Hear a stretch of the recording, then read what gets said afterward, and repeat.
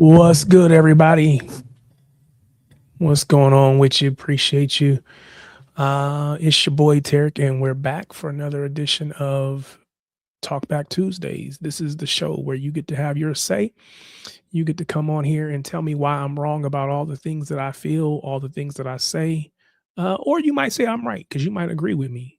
Chances are I'm probably right. Just go ahead and agree with me.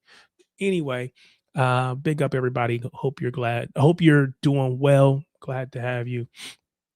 We're gonna go ahead and jump into this here in a little bit, but definitely do want to show my appreciation for each of you that have been here every single week. Much love. Thank you so much. Uh, Big up Oriano, man. Glad to have you, man. Um, As always, if you want to come on and have your say, the way to do that is to click the link that is in the pinned message at the bottom. At least I believe it's at the bottom of the chat. So in the chat window at the very bottom, there should be a pinned message. You click that link, it'll put you backstage where I can then bring you on stage and we can chat and talk it up, chat it up, chop it up, have a conversation about any and all things footy. So yes, I'm a City fan, but if you want to talk about something else, you want to talk about a different club, you want to talk about a different team, uh, then that's cool too. So it's entirely up to you. But certainly glad to have everybody here. Where do we start? Where do we start? Well, I think the only place to start. Well, let's just start with the first match. We'll go to Saturday. It was City versus Brentford. City versus Brentford. It was a 2-0 2-0 win. Actually, it wasn't 2-0, it was 3-0. Yeah, 3-0. 3-0 City win. So, definitely good vibes because we had just dropped points the week before. Um, Big up to Zier Talks FCB. Appreciate you, man. Uh, that's what's up. I appreciate you coming over or subscribing. Which reminds me, let me go ahead and put this on here so people can see. As you all know, we've been trying to get to 500, which will be helpful for me. Trying to get to that 500. That 500 subscriber mark, big milestone for me as we push to try to get to 1,000, try to get to 1,500, and keep trying to go, right? But you got to start somewhere. So we're trying to get to that 500. So big up to Zier Talks FCB, who helped me, who's helping me get that number up higher. As you can see, we're on our race to 500. We need 37 more subscribers. Now, that was before I saw this message from Zier. So I don't know, I might only need 36 now. Who knows? But either way, if you are first time here or if you've been here every week, but if you haven't already done so, do me a favor, hit that subscribe button so that you can be a part of what it is that we do and what we're trying to build over here on this channel. Also, do me a favor, hit that like button, hit this, hit the, and put a comment, get in the chat. That's how we drive the conversation. That's how we make sure that we have a good time over here, and it helps the algorithms show it to more people. So help your boy out. Hit that button to like, hit that button to subscribe, and then get down in the chat and let's chop it up. All right. Appreciate it. We'll leave that on there for everybody. But yeah, big up to you, Zier. Appreciate you, man. I will be on with Hussam again tomorrow. See, Hussam is probably hoping, if we're going to be honest, Hussam and everybody else on the panel is probably hoping that we lose or we drop points tomorrow. Arsenal wrap it up, but I don't think that's going to happen. We'll talk about it in a minute. But I do think that we're going to win, and I still think there is still a chance.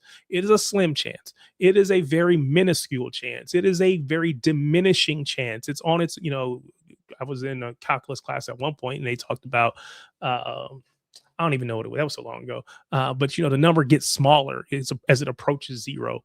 That our chances are doing that, right? It's getting closer and closer to zero, but there's still a chance. And as long as Arsenal still have 2 games left to play, there is the chance that they screw it up. So We just got to handle our business. We got to go out there. We got to get these wins, get these points, and hope and pray, pray and hope, thoughts and prayers, all the things to try to get us a piece of this title. So we'll see what happens. But like I said, man, big up to you, man. Thanks for coming. Of course, Oriano is here. Big up to you. Big up to you. Big up to Snoopy, who was always here. I agree, man. That's the big positive these last few weeks is our boy Doku. So we're going to get into it. But anyway, let's go ahead and jump into this. So it was the City versus Brentford 3-0. The lineup came out, lineup comes out, and we see that there is no Kuzanov. Now, I didn't know that he was injured at the time. I really didn't. So when I saw this Ake change, I assumed something was going on, or maybe it was just a matter of we dropped points in that Everton match. Kuzanov wasn't his best self in that match, so I didn't know if maybe Pep was trying to send a message.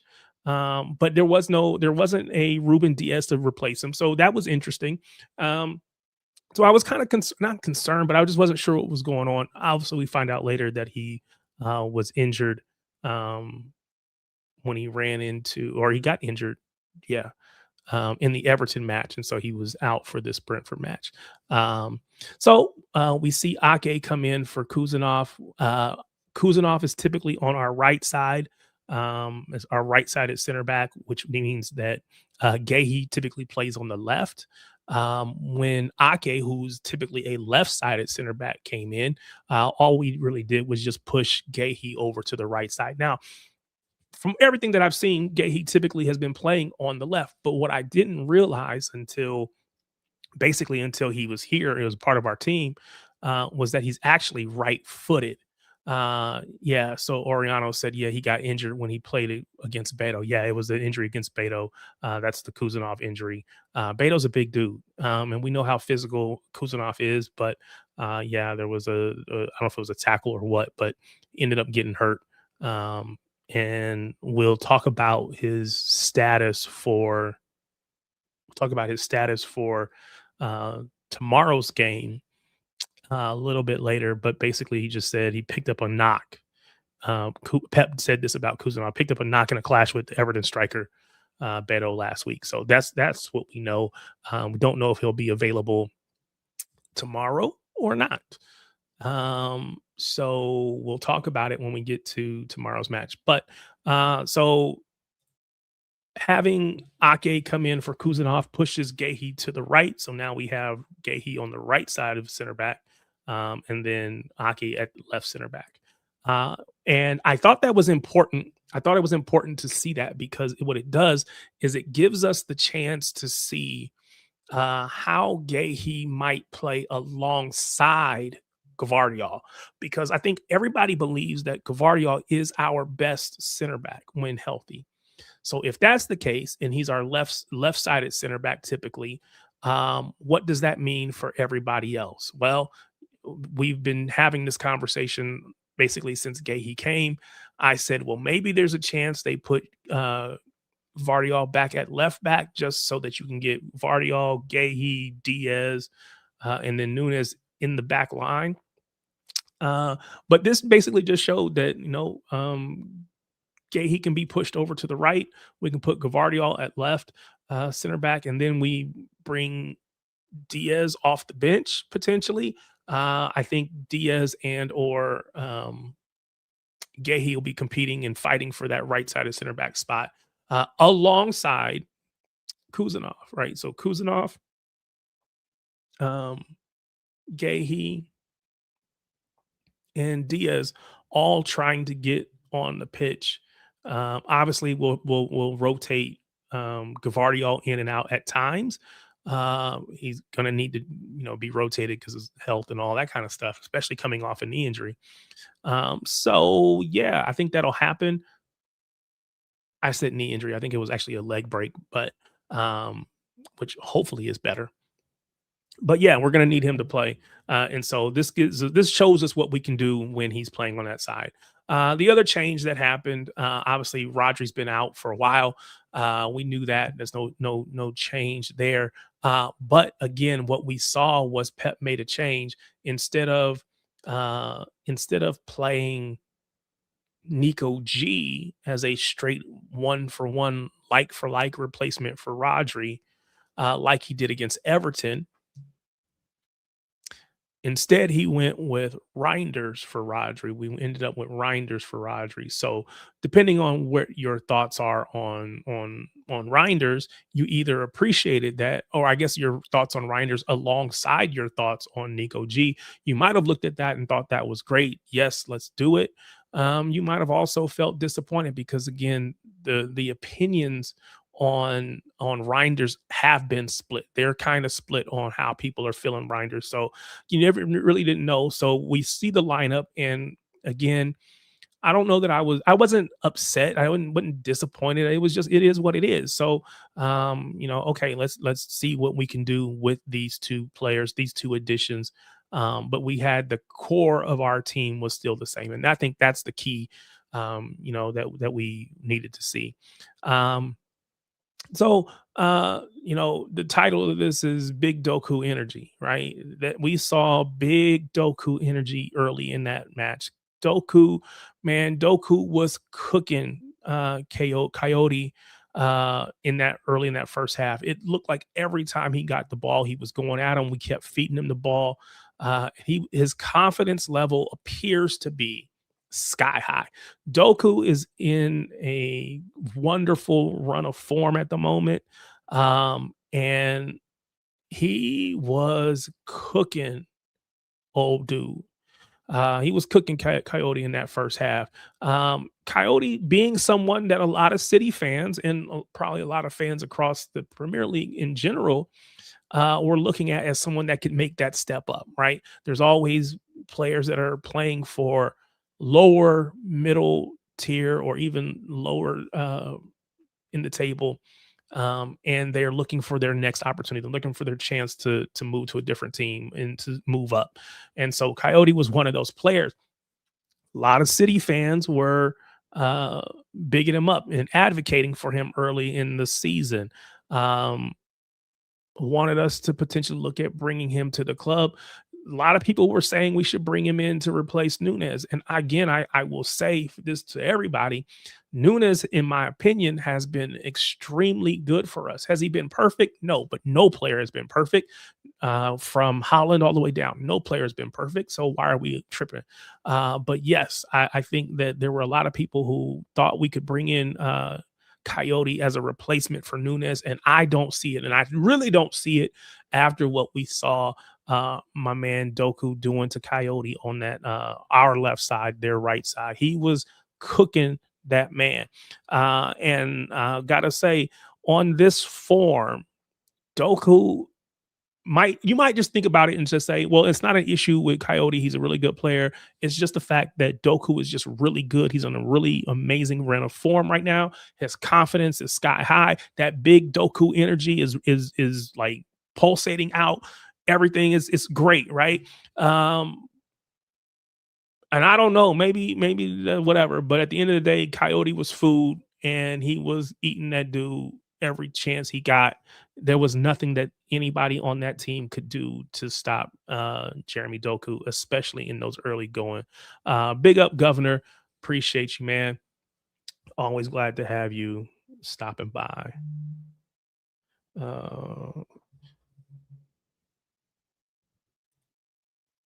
But anyway, so we talked about Doku, just about how he was killing, he was eating. Holland had 3 touches. And of course, this is why do I even know this, right? Because I'm not looking up to see, well, how many touches did Erling Holland have in this game? I don't care, right? I'm not looking that up to go try to figure that out. But the reason I know it is because the announcers seem to want to say it. The commentators want to say it every single match. How many touches did Erling Haaland have? And if he has more touches, then they don't say anything. But if he doesn't have a bunch of touches, oh, he's not getting enough touches, or oh, he's not involved, or whatever. Don't you realize this is how we play by now? Have you not covered enough of our matches? to know that this is the way that we play. And it doesn't matter if he gets 5 touches or 50 touches. It really doesn't matter from what we're looking for from him.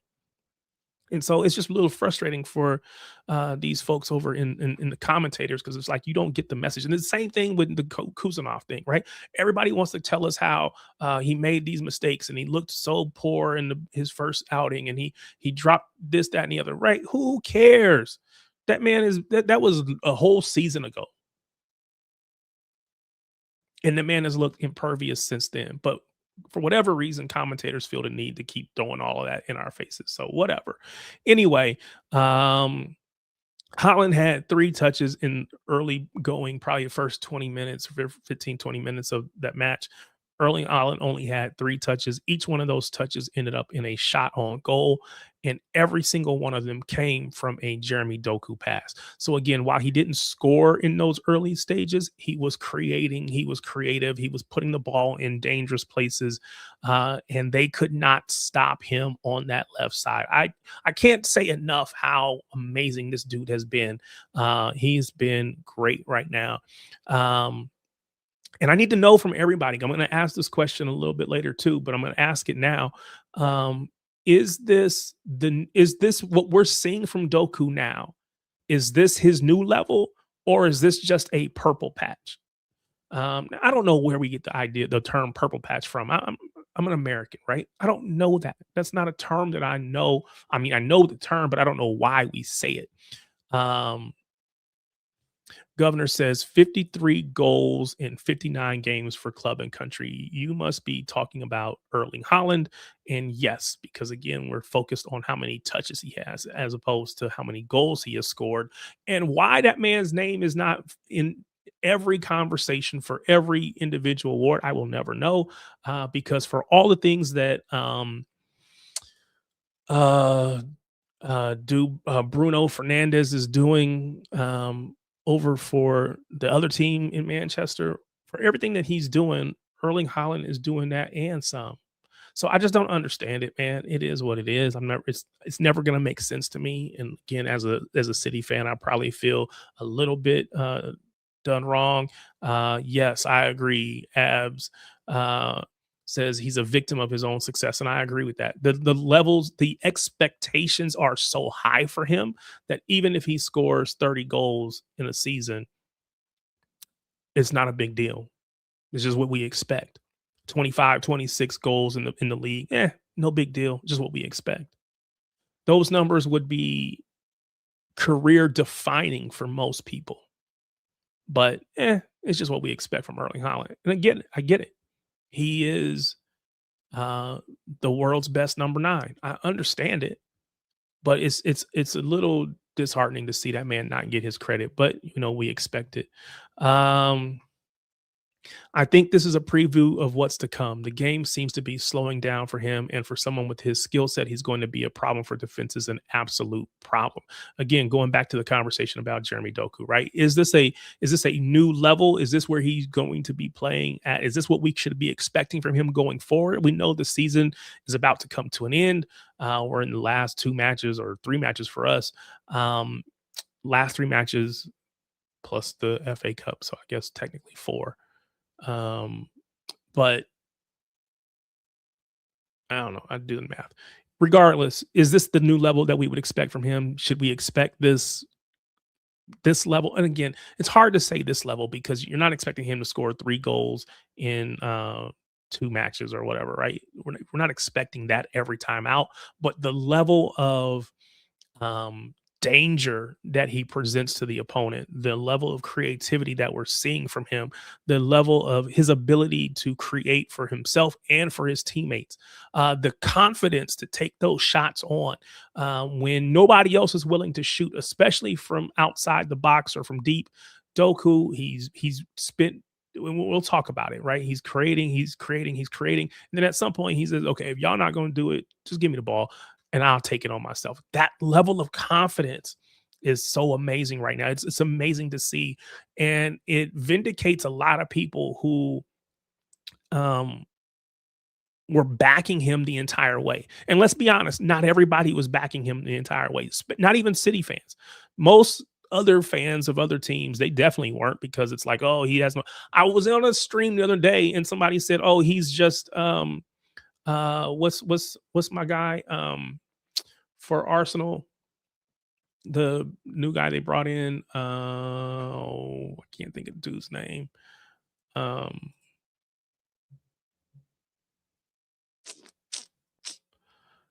uh Come on, y'all know who I'm talking about. Anyway, um here, let me look it up because it's gonna irritate me that I can't think of this dude's name. See, this is the problem with getting old, ladies and gentlemen. When you get old, no, not Glocker is no, no, no. When you get old, you start to forget stuff, and then you have to question: is it early onset dementia? I don't know what's going on, but I can't always remember stuff. And dude is Madueke. Yeah, yeah, Madueke. Someone told me that Jeremy Doku is just Madueke. That's it. Same player. I'm like, really? This is what you got from your lesson recently? Come on, man. What are we talking about? Anyway,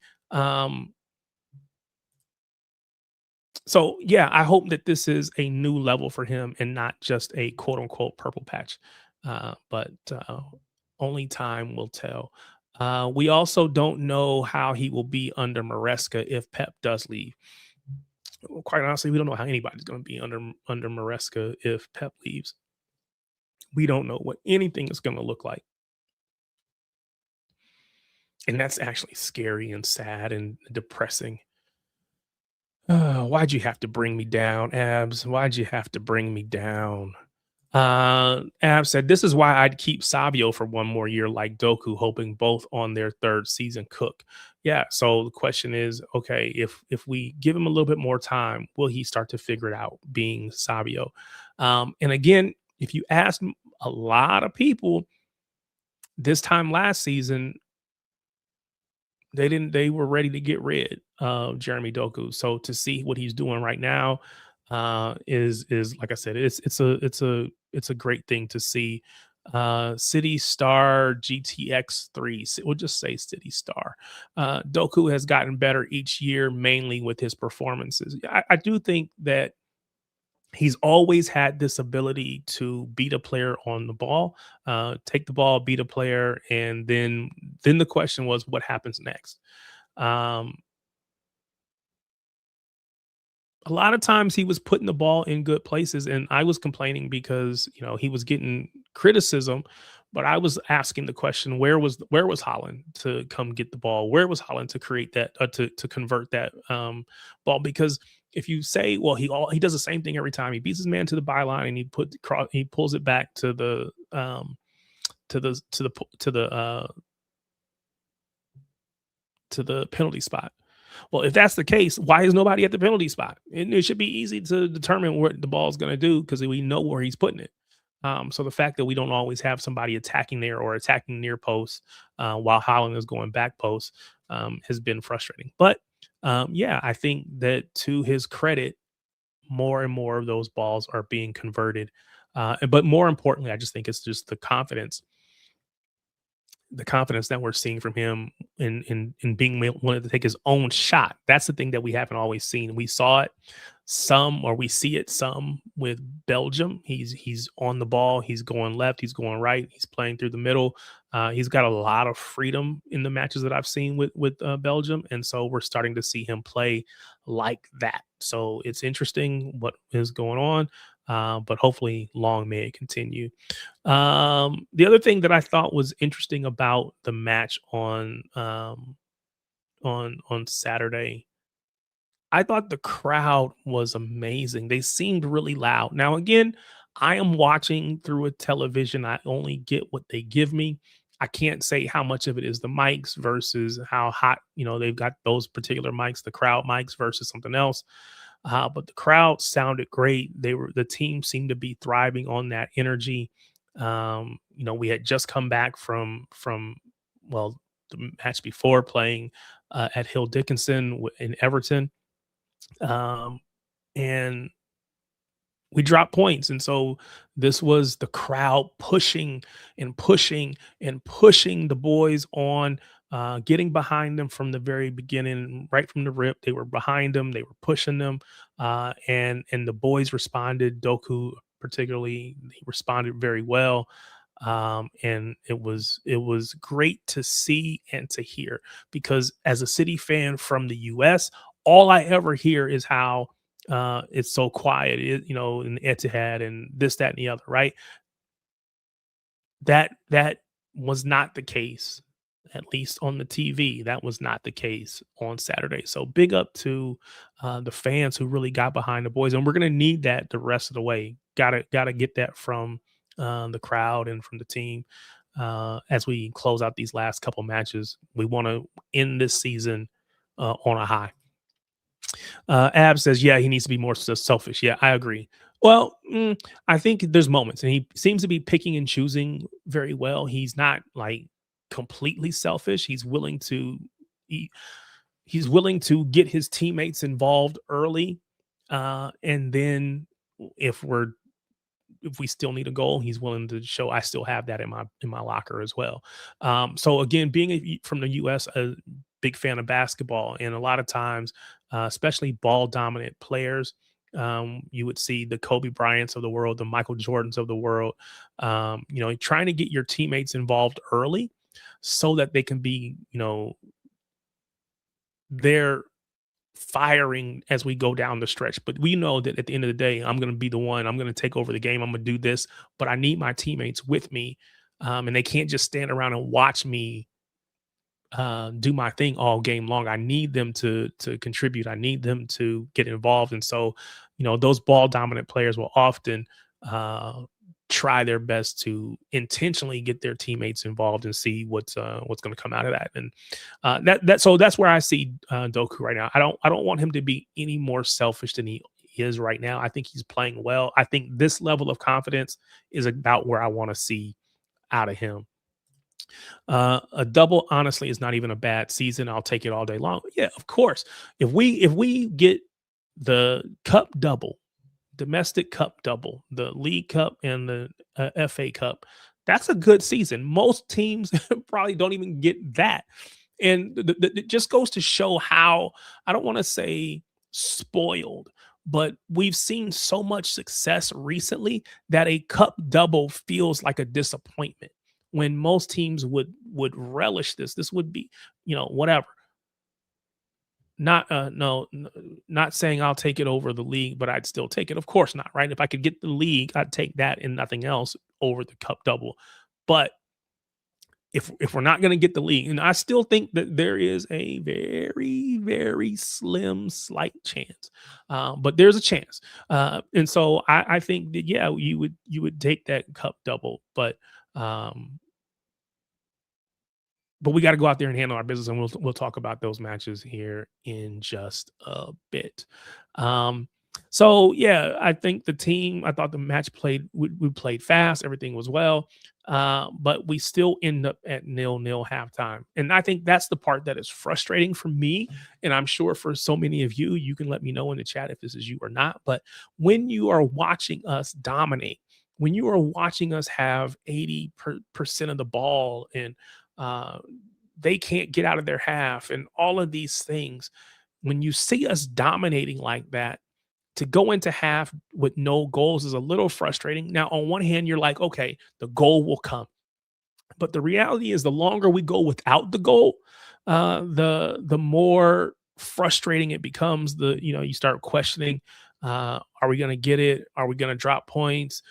Mentally, where are we? Yada yada, so on and so forth. Ab says we're basically a 45-minute team, and I don't know that I can argue that point. Sometimes it's the first half. It's in the early in the stage. It was the first half, and then we would fall apart in the second. Lately, we've been really good, but no goals in the first, and hopefully we can get it together in the second. Story of our season, not finishing teams off. Yeah. Again, there is the stat that says that we've dropped the most points from winning positions, or joint most points from winning positions. this season. And for a team or in a club like us, that's a very disappointing stat to have to know and to hear, because if I think it was 12 points that we had dropped, if half of those, if half of those um, are we don't drop half of those, 6 more points, this league is done. We walk. Not want to say walk. That's too strong. We win the league. We win the league if we are on 6 more points. Right now, we're 2 points behind. No, actually, we are. We're technically 5 points behind with a game in hand that we'll play tomorrow. Right. So if we win tomorrow, we could be only 2 points behind. If we had 6 more points at this point right now, we would be above them with the goal in hand. We'd have a game in hand. We'd be have on 80 points with the game in hand. We could push that to 83 and be ahead of them by 4 points. It it is so disappointing to know that we weren't at our best all season. It is also in confidence inspiring because we can do this if we figure it out. Next season, if we don't disrupt things too much, we can figure it out. But of course, there's going to be some changes next season.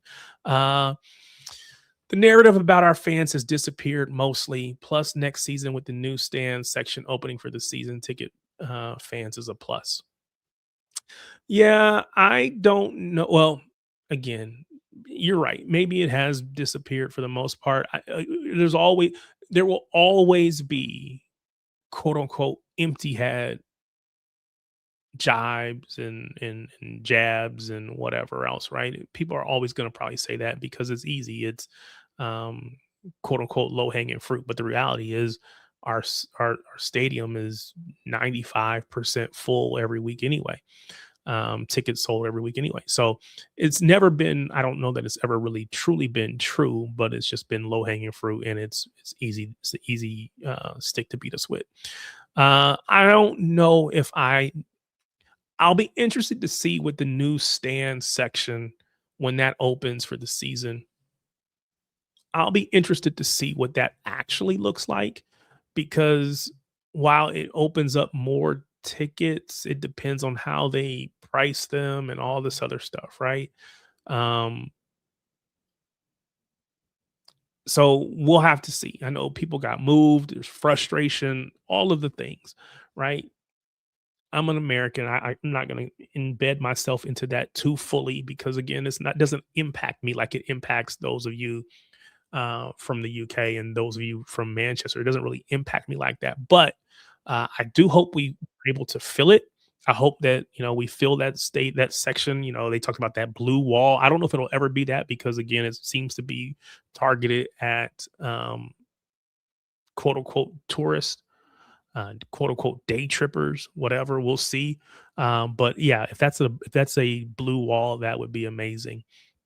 Big up to my guy Oriano, comes on most weeks recently. So big up to you, man. What's going on with you? What's on your mind? Oh my god, all good. You good? Yeah, yeah. I mean, I just want to talk about the Brentford game a little bit. I thought you can see a few players were tired maybe, and they were younger players, so I expect it. And I thought we played You feel like okay, some of the but city players were tired?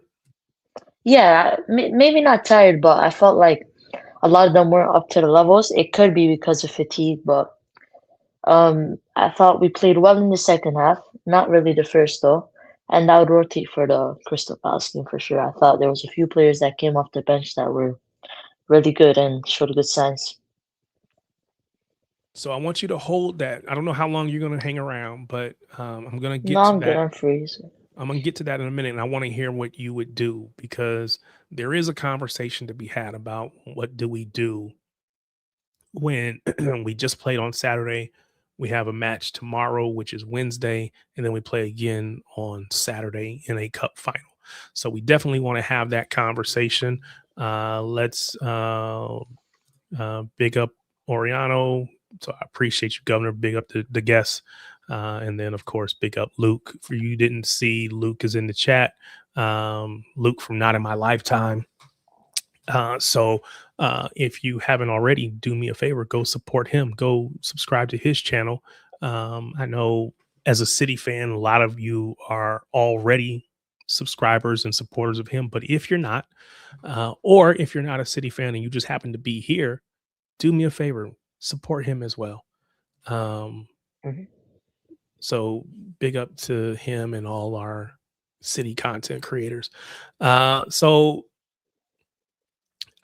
gonna just say M113. I don't even know how to read any of this stuff. But anyway, he said we look exhausted. So he agrees with you. We look exhausted. We need cyan Doku mode. And I don't do anime, so I'm not sure if cyan is right. Is this like the super cyan or something like that? I don't know. I don't really know anything about it. But we need this Doku, which I get that. I can understand the context, right? Context clues. We need this Doku. So do you think right now it is Doku and Prey? Is that what you think our uh, approach looks like right now? No, not at all.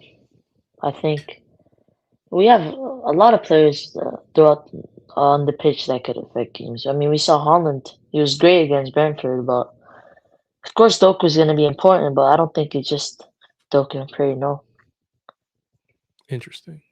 I had again on one of these other channels, and someone said that basically we are uh, Doku and Prey, Doku FC, all the things that they were saying about Holland at the beginning of the season. Oh, if Holland's goals dry up, then you guys aren't going to win. Um, there was a point in time where Holland's goals did dry up. We still end up in second place. So maybe if those goals don't dry up, we win the league, we walk the league. I don't know, but I don't think that it's Doku and Prey. I think Doku has been, and again, I think you see that because again, we do attack down our left quite a bit.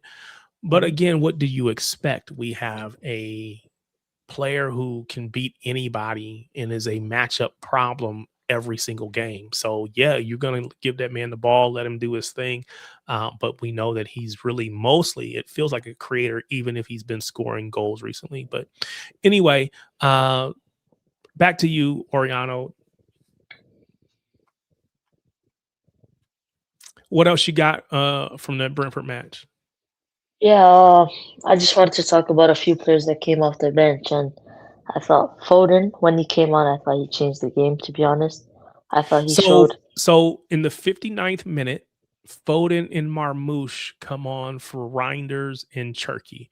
When those substitutions happened, what was your initial thought when you were watching the game? What are you thinking when that substitution happens?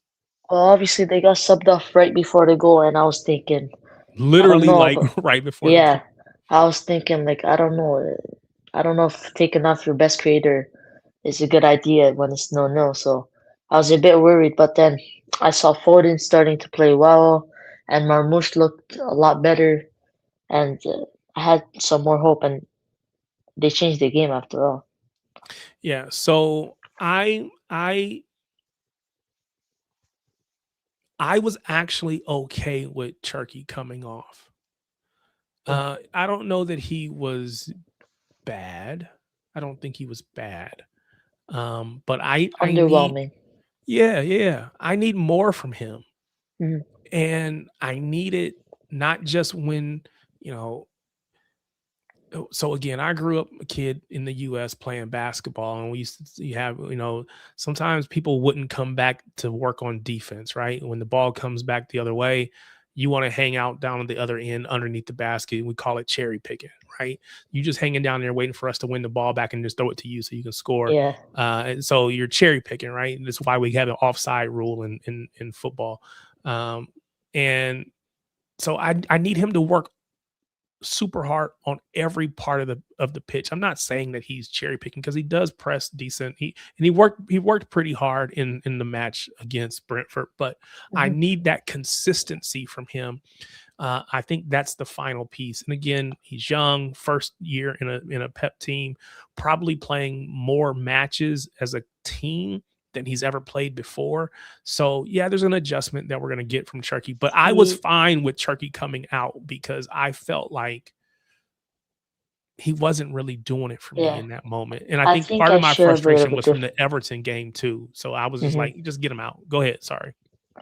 I think my opinion is a bit different because the way I view Turkey is he could just create, magic out of nothing. In And you any need it moment. in a In game any like that. moment. Yeah. Yeah.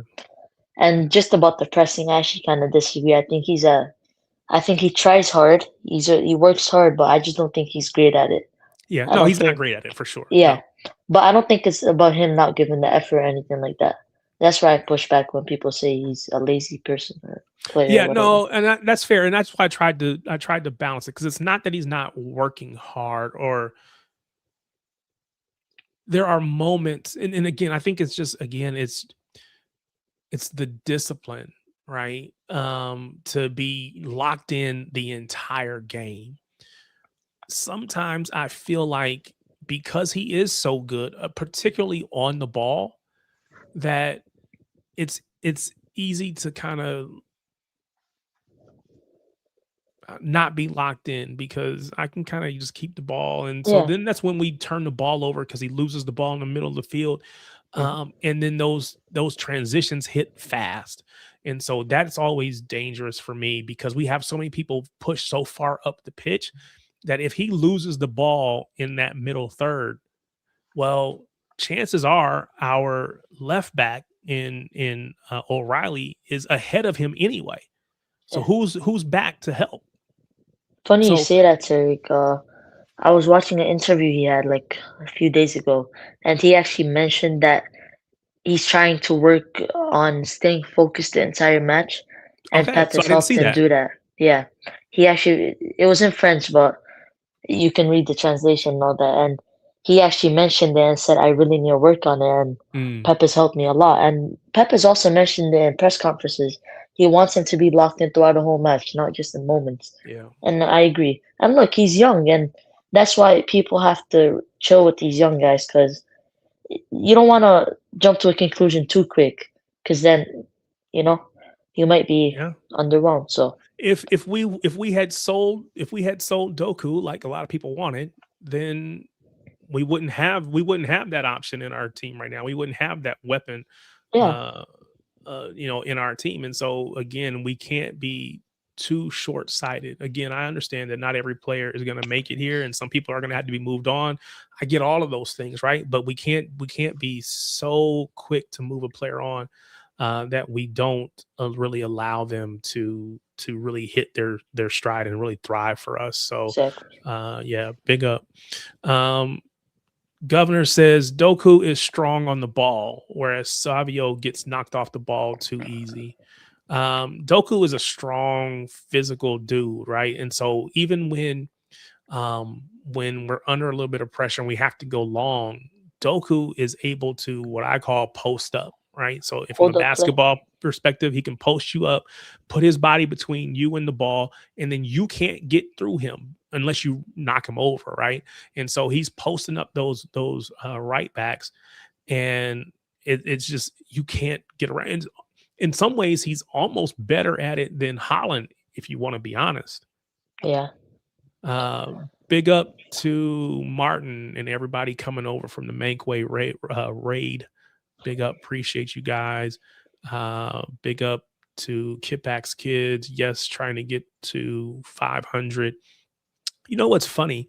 I'm going to take this down for a second so you can see it's actually Tarik. But when I was like in high school, I was like, I want to change my name. I want to change the way it's spelled to have a Q on the end. And so uh, it's funny. Demarcus Beasley raid. That's funny stuff. But big up my guy Bees. Uh, Run DMB. Big up to him. Kipback's kid.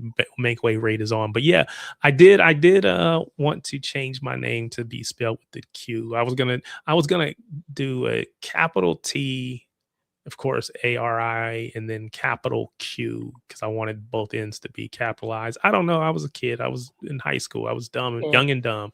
But I did think about that. So that's interesting when I saw that. That was funny.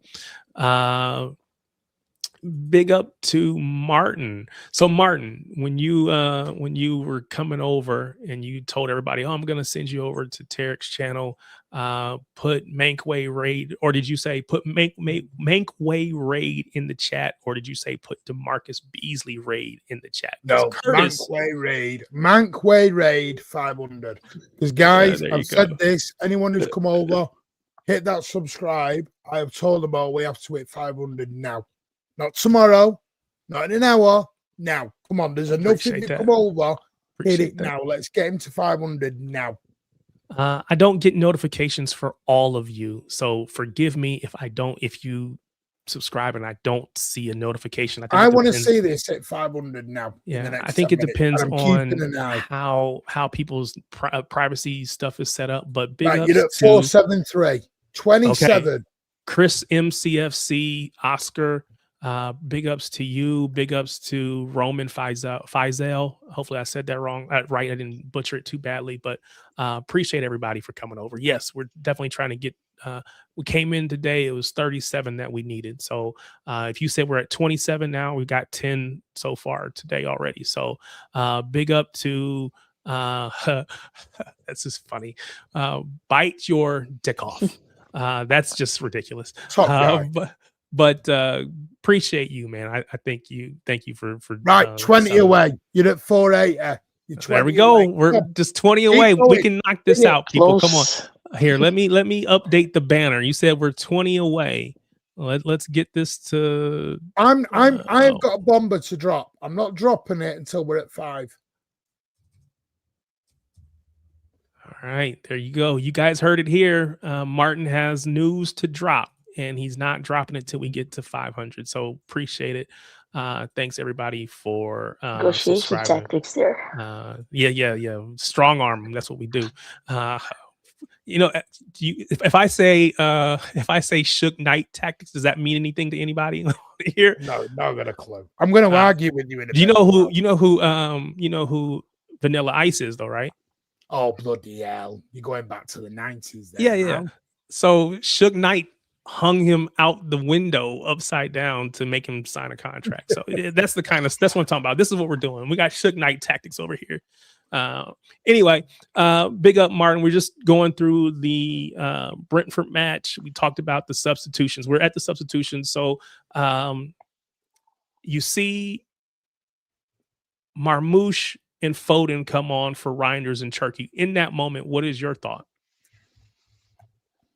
Sorry that I got him right. Sorry. Yeah, sorry. We're doing the subs. 59th minute. Foden, Marmoush coming on. Reinders and Cherki going off. What was your thought in that moment? Because again, for some people like Oriano, Cherki is our best creator. He's taking him off the pitch. We haven't scored any goals yet. You see those two going off. You see Phil and Marmoush coming on. What are your thoughts? Needed to happen. I thought Cherki was poor, like he'd been poor over the last 3 games. Reinders struggling. I thought Foden and Marmoush changed the game. That's the best Phil Foden's looked in about 4 months. I think he changed the game. His control, the way he was knocking the ball around, pinging it around. I thought, guys, we're still 20 away. You're disappointing me. Martin Bamba is that he's in the squad tomorrow night. You in the squad tomorrow night? What position you playing? I wish. What position would you play? Right back in the changing room. There you go. There you go. Swipe says at 500 subs, you're going to take your shirt off. Oh, Jesus. Whoa. You want to gain subs, not lose it. I'll be straight with you. And by the way, me and Tariq are going to have an argument very soon. Trust me. Okay. I've been watching the Shades of Blue network. Oh yeah. No. We're not forgetting some of that. I'm not gonna apologize for those guys, but I can't control them either. I'm just one member out of 4. But we'll talk about it. Have you noticed though, chat? He knew straight away what I meant when I said it. Oh yeah, I knew exactly where you were going. Still had no invite off them, by the way. Crunk's not inviting me yet, you know. No, I'm only joking. No, you're always welcome. Let me get you. Listen, I love Cherka. I think this is my whole point with Cherka. You know, when I was saying, let's not build statues, let's not bring him up to the levels of KDB. This is what I meant. Because in all fan bases, by the way, this goes on. We love to bring players up and then we love to drop them back down from a great height. I think that goes on in human society, actually, if I'm honest with you. And it's the same with Kushnov. There's nothing wrong with saying to people, they're doing very well at the minute. They're on a journey. Nothing wrong with that. They're going to have ups, they're going to have downs. Exactly. Listen, KDB had bad games. Bad games are allowed. Maybe they just had a shit day at home. Maybe the wife didn't give them some the night before. I don't know. It can be anything. People think because they've done well for 3 months that that's just going to automatically continue. Cherky was struggling to control. The one thing I think Cherky needs to improve on, not his technical ability, because I think he's got bags of that, is the playing it safe sometimes. Nice and steady. It's as though playing a 5 yards sideways pass is not in Cherky's ball. It's like it's against him. So you're not saying he plays that ball. You're saying he needs to be willing to play that ball sometimes. Yes. Okay. I feel like he's played it a lot more though lately. I think that's like the big problem I have with him in these games. He's got to do it with a step over Oriana. He's got to do it with a little flick. I get what you mean. You don't need that. Do that. You know what? This is what I mean. Again, back to my flicks and my tricks. Don't mind a flick and a trick, but you don't need to do it to do a 5 yard left side pass. Yeah. Doesn't need. I didn't see KDB doing backflips to do a 5 yard pass to the side. You know, that's just football basics. And I think Cherka, but people who say he's a maverick, and I don't think he's a maverick as in a bad person, a bad human being, a bit of an out. I think he's just a maverick because I think he just wants to be his own guy. Now you got to remember, you were a big cog in a Lyon team. You were one of the main cogs in a Lyon team. When you were at Manchester City, you now become a cog in a piece. You're no longer the main cog. You're just a cog. You're now surrounded by top players. I wanted to say something about that because I think it was Darsh that said one time, I think at Lyon, he had a lot more responsibilities. And I feel like he thinks he has to do them at City. But I think those are the stuff Pep is going to, develop in Turkey. And I think he'll be an amazing player. But I think you're right. And a lot of people just jump to a conclusion too quick and say he's the greatest player of all time and that. Yeah, and you just have to chill. There's no need. I get it. The same with Kushnov. I get it. The same with Semenyo. I get it. It takes players. Sometimes it takes players longer than others. Sometimes they settle. Sometimes it's like Reinders. Have I given up on Reinders yet? No. Because I know there's a quality player there. I'm still on the road of we give everyone time. I think what's happened is, especially over the last 2 years, because we've not won at the level we have in the past, there's a little bit more urgency to get it right quicker. Because when you're winning, and you're winning on a consistent basis, you'll give players a bit more time. Because you're winning. When you're not winning anymore, you're not going to give them that much time anymore. Now you want the instant, right, where is it? Where is it? Let me get this guy in. We'll get this guy in. He'll change it. He'll win us the league. And I think it's just, governors put it, patience. The trouble is, I'm going to say this, we are as a fan base, not as a club, because I don't think the club are like this. As a fan base, we are, our success has been our downfall. And I don't mean downfall as in it's been our Achilles heel. We've won so much, we're not used to this little bit of downtime. And downtime can be to me, downtime is two trophies and a second place. It's like, you said this the other day when you were on wow. Which, by the way, I thought you did very well, Tariq, considering what you were up against. But welcome to the City Hate World, by the way. Yeah, that was so that was when I went. I hope no. Well, that was for because they were waiting for Hamza to come on, and it's like, hey, will you jump on? Yeah, I'll jump on. Yeah, the problem is. Big up to Ed for joining. Big up to Trev. Trev, we're gonna get you on, let you have your say in just a moment. Let Martin finish his comment. I just think we've got to. But for me, 2 points away. It's why I don't believe in this City have bottled it. You can't bottle something when the only way we could win the league was on goal difference anyway. Yeah. That's what I was saying the other day. Yeah. You said it spot on. City could have won every single game and still lost the league. How's that bottling? How can I be top of the league for 6 days? Arsenal have been top of the league for 280. Exactly. I've been top of the league for 6 days and I bottled it. How can you bottle if you're never supposed to be in that position anyways? Yeah, I wasn't 10 points ahead. I wasn't declaring myself the best team in the world and the best player in the world and booking parades in November. I made a meme. I made a meme about exactly this, and it's 2 pictures. Back in 1 minute, sorry, I just need a pee. You're good. You're good. Go ahead, Trev. One picture on the left-hand side is the Arsenal bottle, and on the right-hand side is the Welcome to Manchester Carlos Tevez billboard that we took out. And on the left-hand side, where the bottle is, there's an arrow pointing to that next picture, and it says, "This is the new that." And then underneath it, it says, "City's rivals posting memes they don't understand since 1996 or whatever." I can't remember the year Tevez signed, and it's true. United fans have never understood the Welcome to Manchester thing that we did. They don't get it. And the Arsenal fans don't understand the bottling thing. Yes. Because they've got a consistent pattern of throwing away. And they are so desperate to put that tag on any other fan base, any other club. Oh, well, you bottled it. You bottled it. No.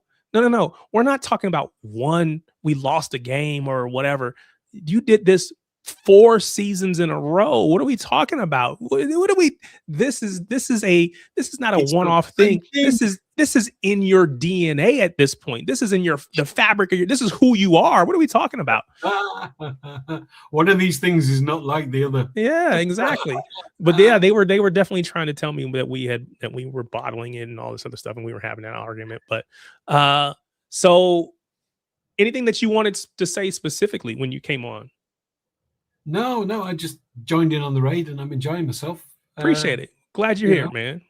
Glad you're here. You're welcome to stay on and just be a part of the conversation as long as you want. If you do need to drop, that's fine too. But I appreciate all the interaction. I appreciate the Martin, he doesn't know me as if I'm going to be quiet. Interaction, you haven't got a clue yet. Yeah, there we go. Well, hey, it'll make it fun if nothing else. There we go. Don't say anything negative about City because he'll turn around and attack you with red eyes. I mean, he's a good debater. That's what we want. That's what we want. He's a good debater. No, the trouble is with Trev belongs in the Houses of Parliament because do you know what, Trev? I would never do. I have never been so insulted. I'd love to have you on a show with Alan one day. Because you and Alan would just debate it'd be quite funny, but it is what it is. We never know. You might speak him up. Maybe sometimes I'm because this is like his morning, so he might be watching. We'll see if he jumps on.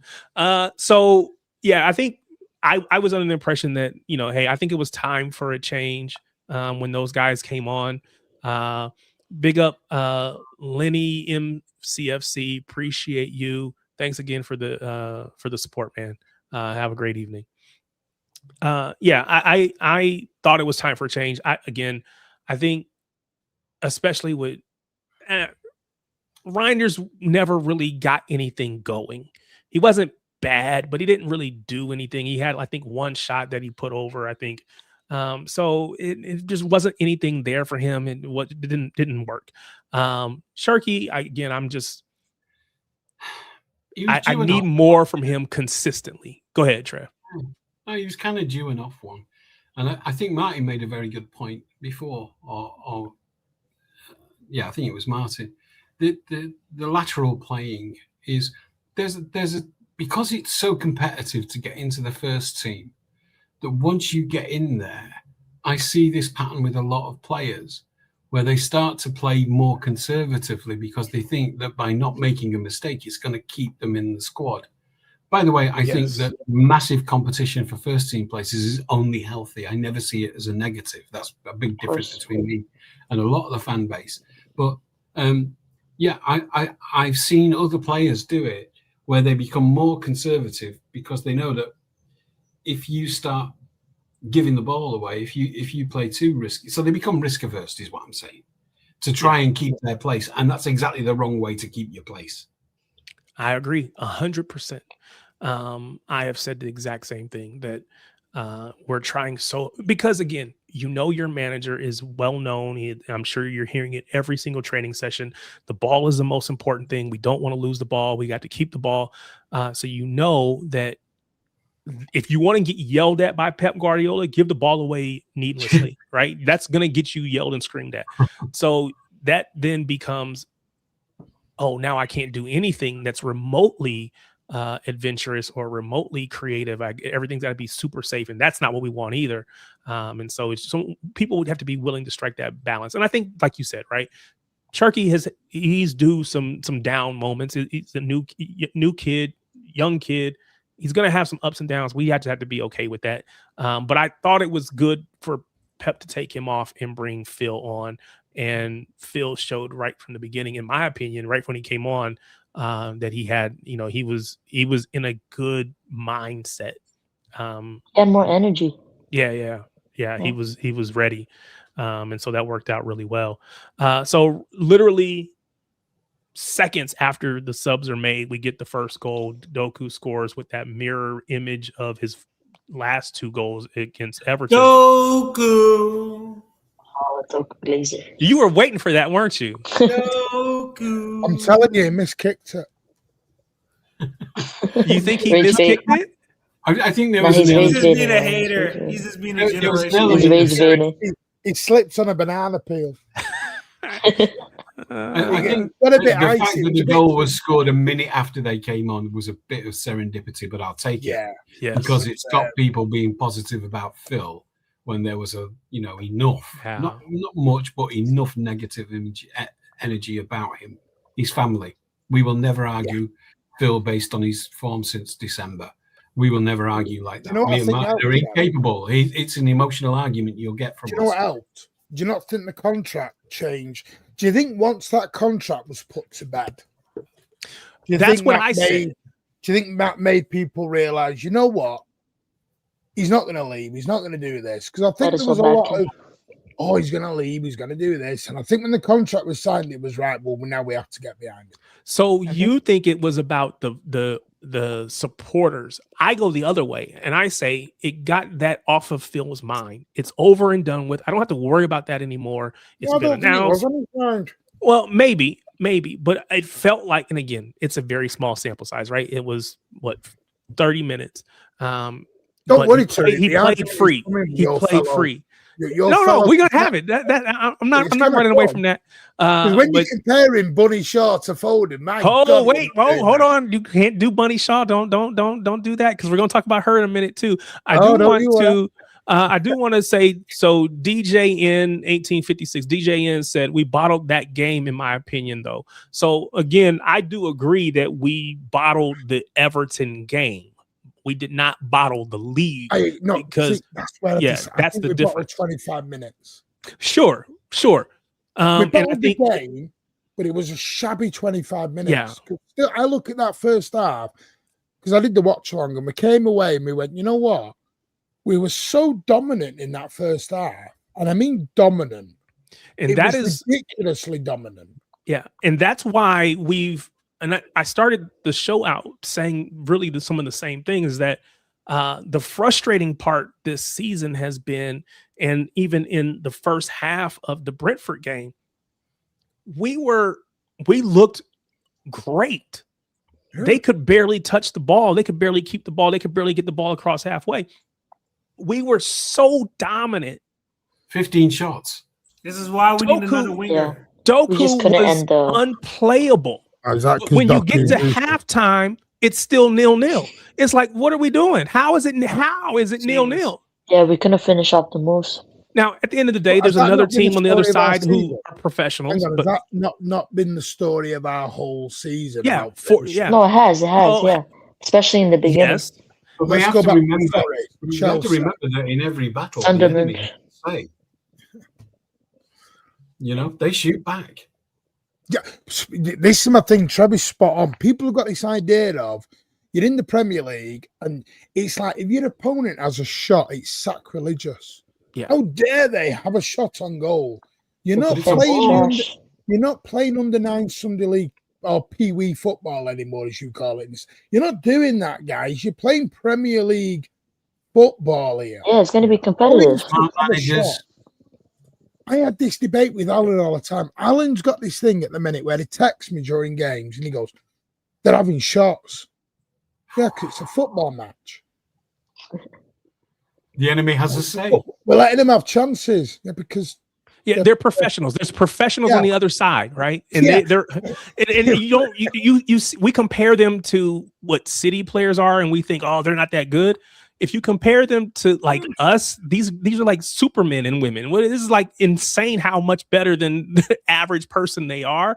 We're just saying that they're not the best in the world. Okay, what are we talking about? Imagine you're a soldier on D-Day and you run onto the beach and then you shout back to your commanding officer, "They're shooting back at us." Yeah, exactly. Yeah, it's like they got a job to do as well. We must be shit. Yeah, but they go, it's like my gun's a better gun. That's fine. They've still got a gun. Yeah. Doesn't matter whether the gun's better. Yeah, that's a good way to put it. Bullets. It's going to hurt you. Yeah. But their gun's smaller. So what? Swipe says, Martin, hope to see you on Saturday coming from I love Denver. the way you call that because you're not reading the name properly. Oh, is that? You know what? I didn't even... Because again, I didn't even pay attention. Someone's brother, he's R-Swipe. Yeah, I didn't even pay attention because I just see the @ symbol and it's at @R-Swipe12. R-Swipe12. No, but so yeah, okay. I'm the only one who says the name correctly because I get the joke. Yeah, now that you say it, I see it.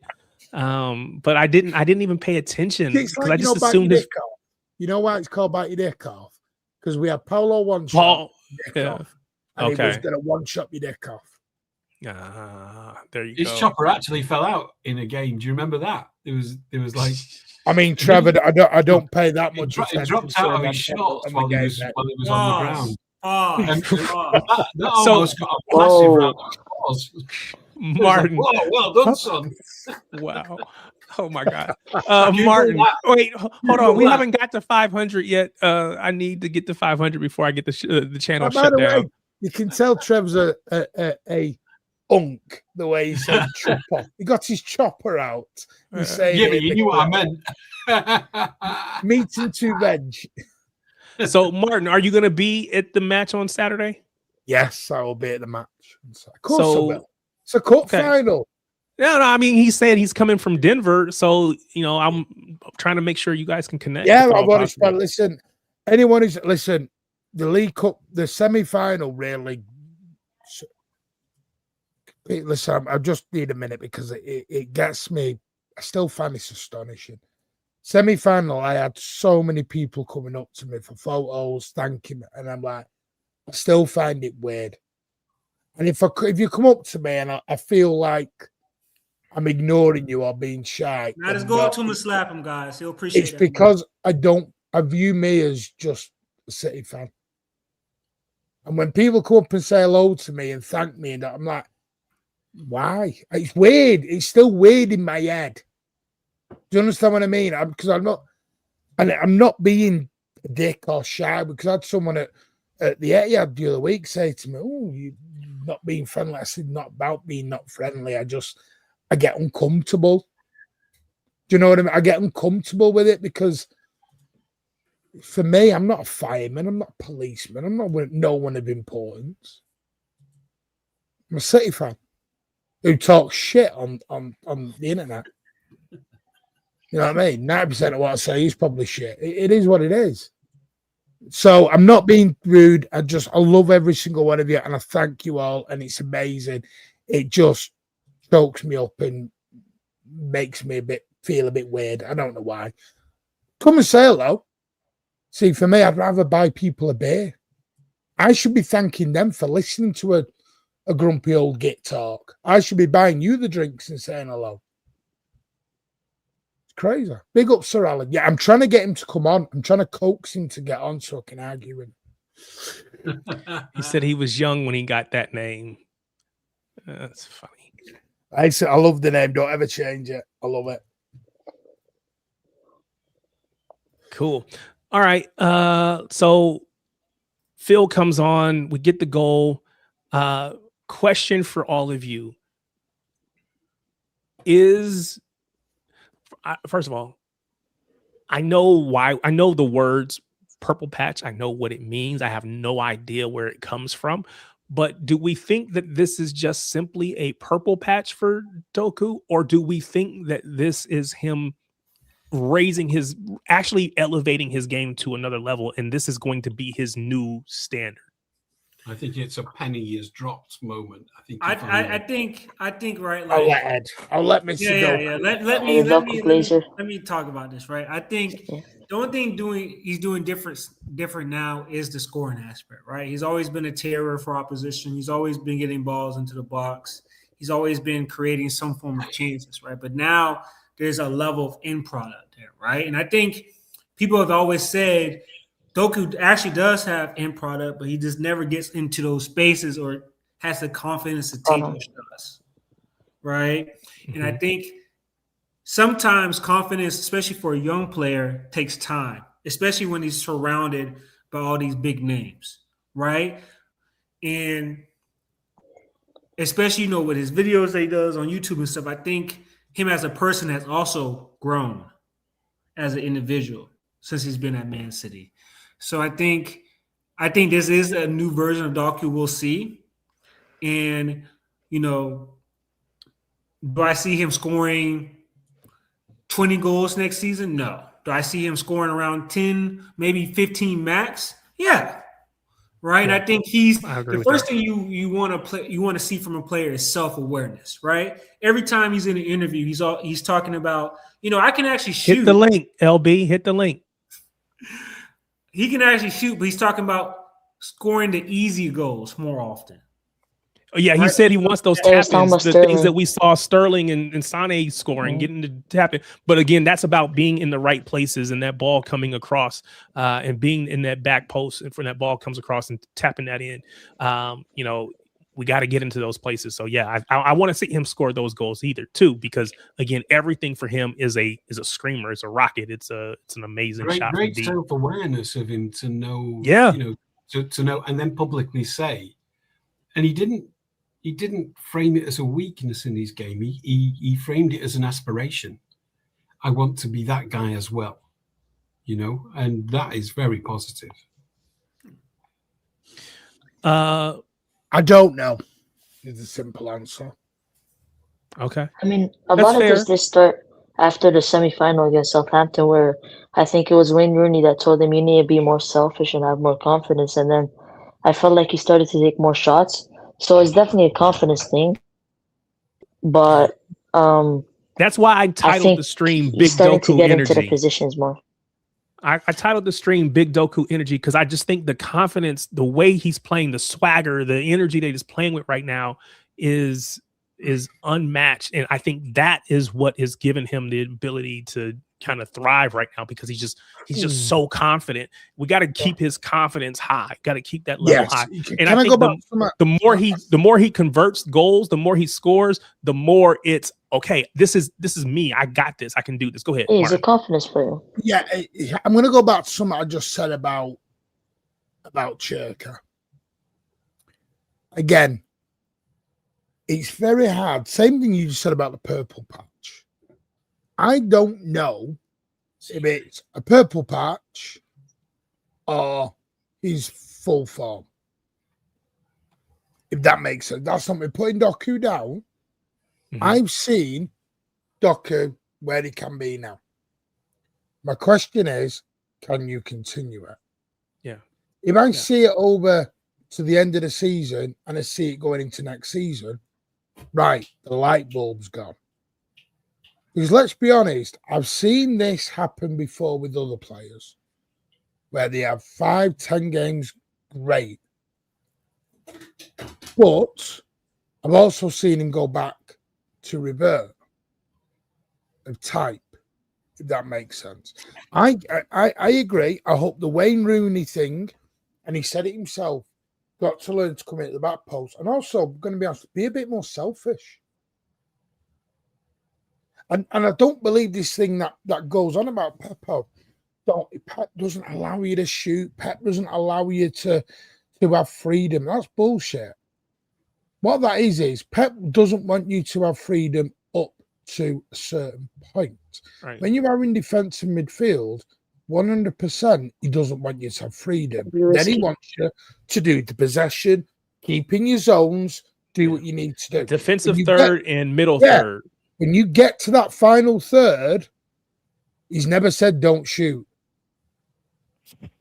He's never said. I think sometimes he doesn't want us. How many times we saw it with Nico G? We've seen it with Reinders. We've seen it with many players. How many times did you talk about Cherky and Foden being on the edge of the box and being braver? What he means by braver is, right, they've got a crowded box. Have a shot from 20 yards. It may come off someone's left arse cheek and roll in. You don't know. I think it is an excuse sometimes with this. Pep wants you to walk the ball in the net. He's never once said that. He wants you to go to his plan up to the final third, then be brave. He always uses that word, be brave, be braver. Even Cherky said that in an interview, in the French interview. And Pep said it. Yeah. So who are you going to believe? The player and the manager? Yeah, I think people use it to protect certain players and protect certain things. Yeah. Sadly. By the way, I found out the origin of Purple Patch if you want it. Oh, go ahead. Tell me. All right. Told you should have been a politician. He'll research everything. It's hang on. It's a poet called Horace, who was basically giving out to all the other poets in the Roman era who were using overly emotional, flowery language, overly ornate language. And what he meant by saying that they had purple patches was that purple was the most expensive color in the Roman Empire. And some people couldn't afford a gown made of purple. So they would put purple patches as part of the design. So he was saying that their poetry was full of purple patches. They couldn't write in purple. Gotcha. Oh, thank you. Appreciate that. That's an example, by the way. Someone's put my whole pot, and this is not knocking them down. Jumbo and Gene, they're entitled to their opinions. I totally get it. Not glazing him, but he's clear of Eden Hazard. I don't know if Doku is. That's crazy. If Doku now continues, you can't say that, guys. No, that's crazy. Yeah. So this is objectively an overreaction by Jambu. Yeah, that's an overreaction, even if he says he's not overreacting. Yeah, but I think he did that for the interaction. And so I thank you, Jambu, because you're trying to make sure that the stream is lively and people have things to talk about. Yeah, you don't really believe that. You just wanted to put it out there. So I appreciate that. Thank you. Thank you. He said Hazard got posters of Doku on his wall. Man, I wish. But you know what's funny? Because they're both Belgium players, right? So quite honestly, Doku probably did come up as a fan of Hazard. He probably did. Hazard, not that they matter, but different. See, for me, Hazard I don't think Hazard was an out-and-out winger. Doku is an out-and-out winger. Hazard wasn't. Hazard was big up LB. Wow, we're doing live this late. Listen, if he starts talking about HMSC or bloody Mahrez, I'm going. He's not been on a late night stream for a while. Respect the GOAT, man. Respect the GOAT. You wouldn't know what a goat was if you were in a local farmyard. Why do you hate Riyad Mahrez, Martin? When did I say I hate Riyad Mahrez? I'm just giving you a hard time. That's what I've everybody seen does. real If you wingers. say something that's negative or I've perceived seen to be Nicky negative, Summerville. I've seen Peter Beagrie. When you've seen a bit of Peter Beagrie on the wing, you know what a real winger is. well, I'm never going to know what that is. So sorry, I'm never going to be. Neither does LB. He only became a fan in 2008. You can't Did take. I tell you that story, Martin? You Martin, can't take shots at the guests, man. Come on, what are you we going doing? to tell me a story about me abusing you as an old man outside the stadium? Yeah. And it wasn't even me. No. He gave you a hard time at the stadium? I've not told you the story. No. Right, it's totally me, but I'll go on. When I was at my first season ticket, right? So I was 13. We obviously gets to, I can't remember what game it was. It was ages ago. Anyway, we're outside the stadium, me and Jordan. Obviously, my dad's not there. My dad knows all the stuff about the football, yeah. And Mike Summerby walked past. Obviously, I don't know who the fuck he is. I'm 13 years old. So this guy, like older man at the time, he probably was like, I don't know, late 40s on his own. As I said to him, yeah, mate, who's that guy that everyone's like getting photos with? Because obviously all City fans were swarming him getting photos. And he goes, oh, I'm not here to tell you the fucking ex-City players are. You should know this. And I'm like, I'm fucking 13 years old. Dude, and then 2 minutes later, the guy come up to me and went, oh, mate, have you got the time? And obviously I wasn't quick enough at the time to say, I'm not here to tell you what fucking time it is. But like, bro, I was just trying to find out who this guy was. And he started biting my head off. LB, I'd like to point out that at 62 years old, it could have been me, but it definitely wasn't. So usually I feel like I'm the oldest person on my streams most of the time, or most streams that I'm on at usually. But you've got me beat. So big ups to you. Upgrade. Big up to you. Big up to you. So what do we think about Haaland's back heel? What, the goal? Yeah. That's what he should be doing. Fox in the box, isn't it? Do you know what I mean? Like, it's not Francis Jeffers. I like those type of goals, me. Like, you know, like these scrappy ones. Yeah, because he kind of bundles it over the line. It wasn't clean. I think what it is for me, Tarek. Yeah, I think that's the fundamentals of what strikers should be doing. So it's one of the strikers that I used to love growing up was Jermaine Defoe, because like he was just always in that area of the box and just got those goals. And like, yeah, don't get me wrong, like I'd love Haaland to put one in the top corner from the edge of the box, and they're beautiful goals, but like a goal's a goal at the end of the day. And I kind of like those ones. Like Benzema towards the end of his career at Real Madrid, he was doing it all the time. So, you know, and obviously, you know, we need to be finding Haaland a little bit more in those positions. And I heard you boys speaking about Doku before I jumped on. And like, I don't know if you guys have seen that chart of his assists to Haaland in year 1, year 2, and year 3 this year. It's just gone boom. So hopefully he can keep that up, man. So yeah, big up to Doku on that. He's massively improved this year. Massively improved. And that's all it is for me on Doku. I think the guy has got all the tools to be the best winger in the world. He genuinely has. Yeah, I agree. Yeah, but what he's got to do now is this can't be a purple patch. I know we keep saying that, but it can't be now. Now I don't need to see it every game. I don't need to see every single game. But he doesn't have to score 3 and 5 in 3 and 2 games, right? 3 goals in 2 games. I need to see like 7 out of 10. The threat, the ability, the willingness to shoot has to be there consistently, though. I need an impact. Wait, are you talking about, Martin, when you say 7 out of 10, are you saying that you need him to perform well in 7 out of 10 games? Or you want No, 7? I don't mean perform. What I mean is be a nuisance, be impactful, not even scoring. Because the one thing I think he's done this year, he's become a lot braver. Yeah, I think he's become braver as a winger. I think for a couple of years, I'm going to say, I think he held back a little bit for his first couple of years. I think he was back to what we were saying before about players. Once they get a run of 4 or 5 games in a really competitive first team, they then start becoming risk averse and playing conservatively because they don't want to be dropped. Yeah, that's what I think. Yeah. I think, but is that not the opposite of what they should be doing, though?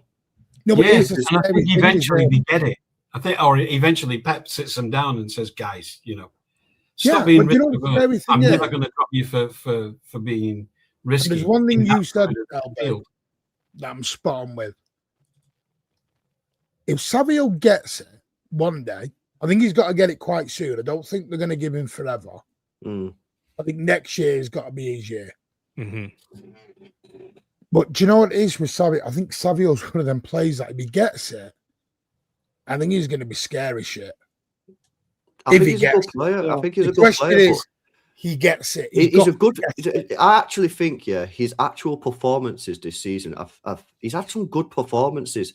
The problem that you've got with him, and I raised the Sunderland game because it's the most applicable. Is even if he has a good game, he's always got the potential to cost you because he's so bad in front of goal. Now the question is can you teach him finishing ability, or can he improve on that? Because like, I don't know if you've ever been in my streams when I showed the video compilation of his goals at Girona and the way that he finished it. Like, it's insane. When he used to go through on goal at Girona, he was so calm. He was so composed. And he just slotted it past the goalkeeper. Whereas at City, it feels like he's like, like he's delaying. It looks like he shits himself when he gets in front of goal. It's the weight of the jersey, man. But again, I'll say it's the lack of confidence. We're seeing the exact opposite. Yeah. We're seeing so much confidence from Doku right now, but it feels like it's the exact opposite of what we see out of Savio. It's like the confidence is missing, it's lacking, and so, like you said, when you get in front of goal, you don't even believe that you're going to score it. Yeah. So you shoot it like I agree, Terry. So the problem that you've got though then is that you need that it's coachable. If the problem's there, that's a coachable element. So we're not questioning his natural ability or his skill set. I don't think you should be questioning his natural ability. I think the natural ability is there. I think Savio is a bit of a confidence player, right? And I know that gets thrown around all the time. But as you was just saying, to get him into form, you need to play him. But the problem is if Savio come into a City team 3 or 4 years ago when we were fucking mint, and you had Kevin De Bruyne and everyone around him. The point is you could carry him. So if he dropped a bit of a stinker, it won't matter because you get carried. The problem is nowadays, and this is just being humble, is because we're not quite as good. We can't really afford to carry someone that's not like pulling the weight. This is exactly what I've been saying. So we're not able to give players 4, 5, 6 games in a row if they're playing shit because that can cost us results. Whereas 3, 4 years ago, our levels have gone from there to there, and what's happened is where you could have a player there, you had players there. So you had players where Savio could come in, have a so-so game, but he's still learning off a KDB, a Sterling, a Mahrez. You had them players there. What you are now asking a 20, 21-year-old to do is be the guy. Yeah, we need you to come in and do it. And that's not fair. And that was poor plan. That was poor from the board to replace Mahrez. What worries me, and everyone thinks I've got this thing. This is what worries me when I keep being hearing and seeing and being linked with every wonder kid who's 17 and 18. This is what I keep saying. I keep saying this, Martin. I keep saying, go and get me the ready-made. Still buy them, but don't buy me a 17-year-old wonder kid at 40 million quid. Martin. It's about balance. So, like, most of your first teamers shouldn't be under the age of like 22, right? You should have like a core experienced team. But I'm not against having young players, but like Savio last year, right? He's come from Girona to a new country. I don't know if he could speak English, right? He's come into a City team which was in disarray, and I actually think he done quite well last year. Savio. The problem is he's not kicked on. He's actually got worse this year. He's had a few injuries and I do get that. But like, this is why I'm torn on what should we do with him in the summer, because on one hand, I've been hyping this guy up since he was at Girona. I do rate him, but he can't be the guy. This is why I think that the play, and I don't like this because I like the player. I think the play might be to get rid of Marmouche because I just don't think he suits the team, even though I do think he's a good player. Bring in maybe a bit more of an experienced winger that suits the team, and then Savio's under less pressure because you have to deliver, otherwise like the club can like lose a game or draw a game. So I think that's the way to go about it, even though I don't really want to. Phil Foden and Mateus Nunes should not be our senior players in this squad. And he is, yeah. I don't want that. I have a theory about last season. That's one of Rodri and the league, though. Oh, but you just said you don't think Foden should be one of the senior players. No, I shouldn't be. What I mean is Phil Foden at 26 and Nunes at 27. Obviously, we got Diaz still. Shouldn't be two of the elder statesmen in the squad. Yeah, I feel which is why you need to hold on to Rodri. Yeah, I certainly feel like with Nunes, that's right, because he's never been at the top level before. But Foden now is won what 6 Prems, is it? No. What I mean is with these Phil Foden. Yes, I agree. Should be one of the main players, but he shouldn't be one of the. My issue is you're talking about the balance between the ages. Yeah, if the balance has gone too much the other way. For me, the balance is going too Chelsea-esque. Too young. I don't like. Yeah. I want to get a nice. You want to call them a project, is what you want to say, not necessarily those individual players, but you don't. You're saying hashtag no projects. Yeah, I don't know. I don't think projects are a bad thing. I think when you're using projects as 5 or 6 of your main starting 11, then there's a problem. How many you have? Yeah, it's the now balance. There's a problem. You're right there, Matt, and that's why when we sold Mahrez, we really should have gone and got someone a little bit more experienced, because then we got Doku, which is okay, whatever. But then we signed Savio the year after, so you've lost that Mahrez, and remember you've also lost Sterling the year. I think it was the year before. So you lost Sterling the year before. Anderson's only 23. Yeah, I know. This is why if it was me, I think we should get 2 midfielders. I didn't agree with you on this, but I would now pay the money for Bruno, because here's my thing. Say you do sell Rodri for 50, 60. Say you do. Say he doesn't stay, and we all hope he does. Right? You're gonna get Rodri signed a 3 or 4 year deal anyway, yeah? So he's gonna go to what, 33, 34? Yeah, 34, yeah. Just go and spend 80 million and get Bruno at 29, because he's still gonna sign a 4 or 5 year deal to 34. But I'm totally now gone the opposite, because my simple fact is but you are losing potentially Kovacic, Bernardo, Stones, Ake, and then maybe a Rodri. We don't know. Listen, we hope Rodri stays. That is a shitload of guys out of the window. And I think in the last few games, I still think the quality players, but we've seen in the Bernabeu, in a knockout of a Champions League, and a massive title decider, some of these players' asses have fallen. Not saying they don't, but like at the Everton game, that's when I needed a Ruben Diaz. I needed a Ruben Diaz to go, come on, guys, this is what we do. We knock it out the park. We stop it. The first mistakes happened. Rodri, you look at Nathan Ake on Saturday against Brentford.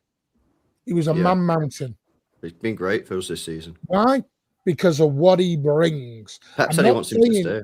I'm not saying you go and get a team full of bunks, but I call it the A to Z era. You have to have the balance. I don't want to go from A to Z in one jump. I'm just sick about people are going on like 28-year-olds or old, man. Yeah. Like I'll say to someone in the chat, or like I'll be on a stream and I say, oh, this guy's like not a bad player. He could come in and he's like 28, and people are like, nah, too old. And I'm like, that is the prime age. When I was growing up, and you signed like a 29-year-old. Demographic of the audience. Well, question though. So in the past, and maybe I'm wrong on this, so just feel free to say you're an idiot. Shut up. Be nice though. Don't hurt my feelings when you say it. But say it's your show. You can kick us off. I would never. So we wouldn't be nice if we didn't. Yeah, there you go. Fair enough. I want the full make experience. Anyway, my question though is this. So in the past, right? Somebody like Wayne Rooney was an exception, came into the league at 16. Most people were probably, in my head at least, they were starting their careers a little bit later. Yeah. Now you have so many people playing so many minutes early that it kind of shifts the career younger. So now 28, you might only be 28, which doesn't feel old, but you might have more minutes under 12, 13, 12, 10 to 12 years of consistently playing. You might have more minutes to in your legs. So maybe that's a part of it. So you feel like 28 is older now, but because you've just been around for so long, we've seen these players forever, and social media and all these things, because now we're watching these kids when they're in the academy and we're following every single step. So it just feels like players have been around a little bit longer, but I don't know that it is. Jerry, can I piggyback on that? Like, yeah, absolutely. I think another thing we need to consider, right? And I was just talking about Martin on the other stream, is the cesspool of talent so concentrated at these top clubs that now we were talking about the winger market. You either have to choose between a Leao or you have to go young. Yeah, there seems to be like no a in gap, between. don't they, of like players between like 23 and 27. Like you've got all the older guys who are like coming to or in the prime / coming to the end of the career. Who the guys in the prime are probably already at a club, they don't want to leave. And then like there just seems to be a bit of a gap in that middle area. I'm sure there are players in that age bracket that you can go and get, man. But yeah, this is what I say. It sort of dawned on me today that you're losing Bernardo. I think Kovacic probably going to leave. Maybe they'll keep him around and just say we need you to stay because you. But I think if we lose both of them, I think we might need 2 midfielders. Did you see what Pep said in the embargo about Ake as well tonight? I didn't see what he said, but I want Ake to stay. Ake was great. Well, he says I want Ake to stay, but it's not my decision. Yeah. It also depends on Ake. So what he's saying to you there is, Ake wants to play more. Yeah, absolutely. Yeah, but after the World Cup, will he really be asked? Because I know early in the season, his national team manager came out and said, Ake's told me that he's not happy at City at the moment because he's not playing because he wants to be in the World Cup squad. But after the World Cup, is he and it's definitely his last World Cup. Right? There is interest from Italy. Oh, there'll be Italian he might teams, want right? like a 3-year contract to end his career. Barcelona will I think a good way to kind of open up the conversation on this is harking back to something LB said about Diaz being on or Ake being on. The way I like to think about what we need is not the names that we're using and the names that we should be bringing in. It's what qualities are we losing? And it's a really good way to think about it. And I think that what the older players have in common is that leadership thing. And I think that with Nardo and Stonesy going, one gap that we're gonna have is that on-field leadership. There are leaders, you know, in the treble team, every one of those players was a leader. They didn't need anyone. They didn't need anyone, you know, but when you're building a new team. So this was all down to a Rodri conversation we had a week ago on Marty's channel. And I said, you know, stop thinking about the player's name that we might lose, which I don't believe is going to happen. And stop thinking about the names that are going to be a Rodri, because you can't clone a Rodri. We have to think about what skills and qualities are we losing, and do they exist within the existing team? And we have to identify that before we start looking at who we should buy. And we're buying the qualities. That's the priority for me. So right now we're losing leadership. We are definitely losing leadership. And if Ake goes, that's another leader gone. And so whoever comes in, at least one of them has to have leadership as a major quality, right? Yeah. And so then you start looking a bit further afield than the names that everyone's talking about. Then you start to look for what players have I seen in other clubs that display great leadership, because that's something we need to replace in this team. And I think that opens the conversation out a bit more than talking about Anderson and the names and blah, blah, blah. I don't really, you know, I'm not a big fan of the ITKs at the best of the times. So let's think about the qualities. Sorry, Trev. No, but you know, number one ITK there. I was gonna say I tell him he's the ITK on this channel. Marty knows my other three letters that I have from KFAs.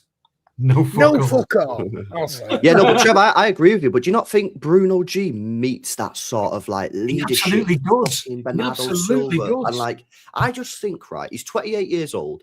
He's got 2 years left on his deal, right? I think if he, obviously, we know that Pep likes him. I just think if Bruno went to Newcastle and said, listen, like if Pep wanted me a few years ago, the price was too high. They're coming in. I think you could get him for like 70 million, you know. I really do. I think you're right. He's a Premier League proven player. He's played 40 times for Brazil. He's got Champions League experience.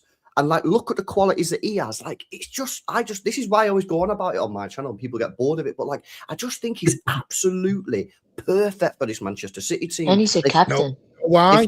I think he's Newcastle captain, isn't it? Yeah, so he has leadership. Yeah, of course he people has. think that you get a 17-year-old now And on 2 years on FIFA, you make them from 70 rated up to 92 rated. Yeah.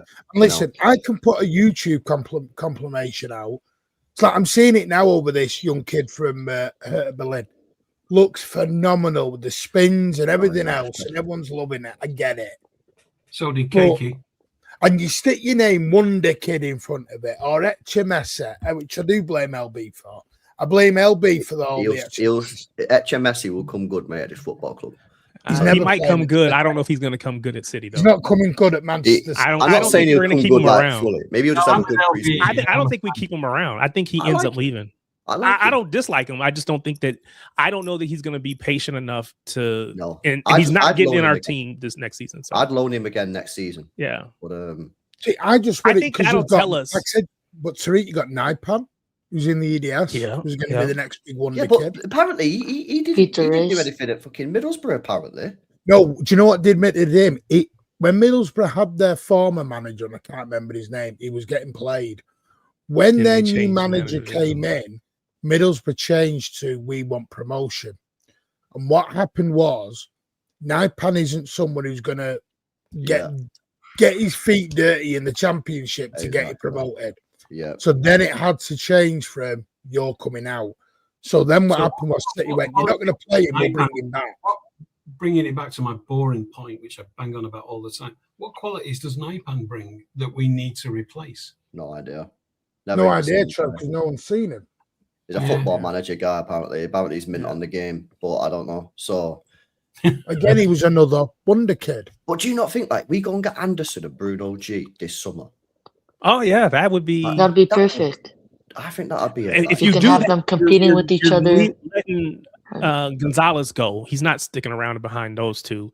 So it'd be those two. And are you thinking we're going to be able to keep Rodri and have those three as our primary? I'm doing everything possible to keep Rodri, and I'm not selling him. There's no way. I'm sorry. I can't get behind that. I mean, you're going to need a Rodri backup, Tariq, so you might as well bring in Anderson. These last 3 games, how important Rodri is. Because Pep can't decide. Pep doesn't know what to do when Rodri's not there. Yeah. He's shown that in the last 2 or 3 games. We've gone from Nico G to Reinders to Foden to Bernardo. But can I ask you guys a question on Nico G? We moved Nico O'Reilly out of left back into midfield because we didn't. And then it was like that didn't. It's okay. That didn't really work the way we wanted to. Okay, put Nico Gonzalez in. That didn't work the way we wanted to. Okay, we'll put Reinders in. That's not really working. We pull him basically right after halftime. So I don't know what we do. Tarek, let me ask you a question, right, on Nico Gonzalez, right? Yeah. Because I think this whole Nico Gonzalez situation, right, I think it's so interesting because at the start of the season, that first 5-6 months, he was arguably our best player. Arguably. I'm not going to say he was, definitely, because some people have different opinions. But he was arguably our best player. He's in the conversation. He was in the conversation.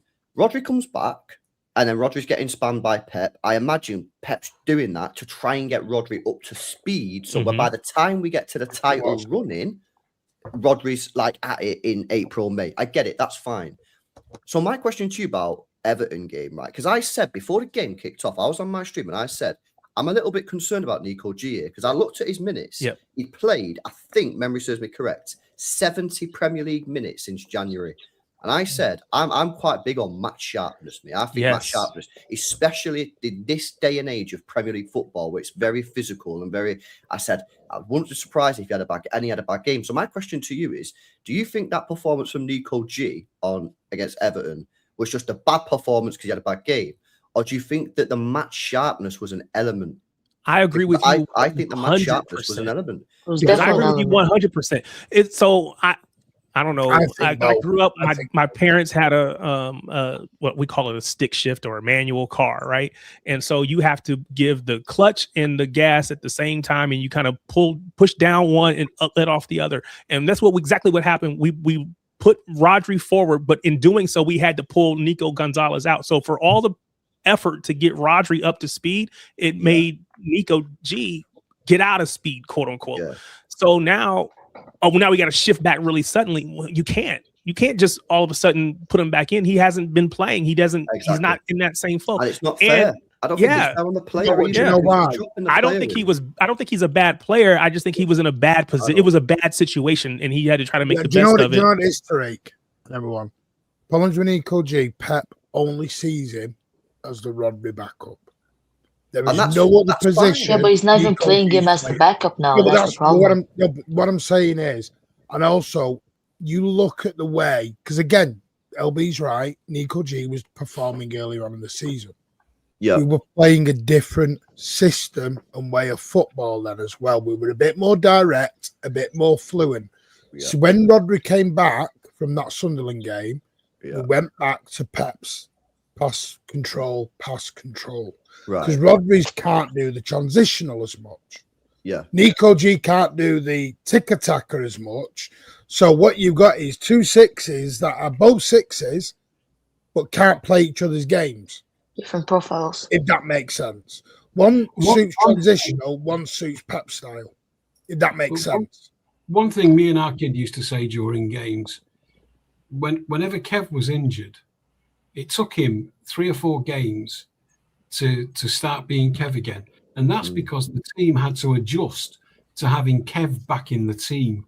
It wasn't that he wasn't as good when he came back. It's just that the team had started to play differently to compensate for his absence.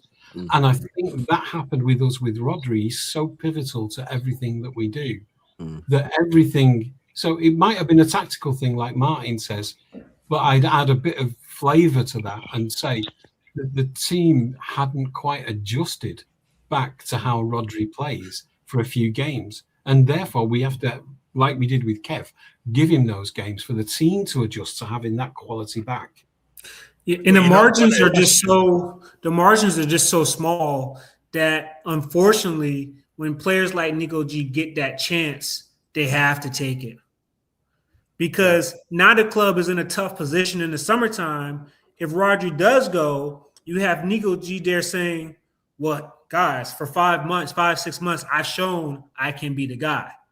But now if you're talking about bringing in a Bruno G and he signed a four-year deal, what is that saying?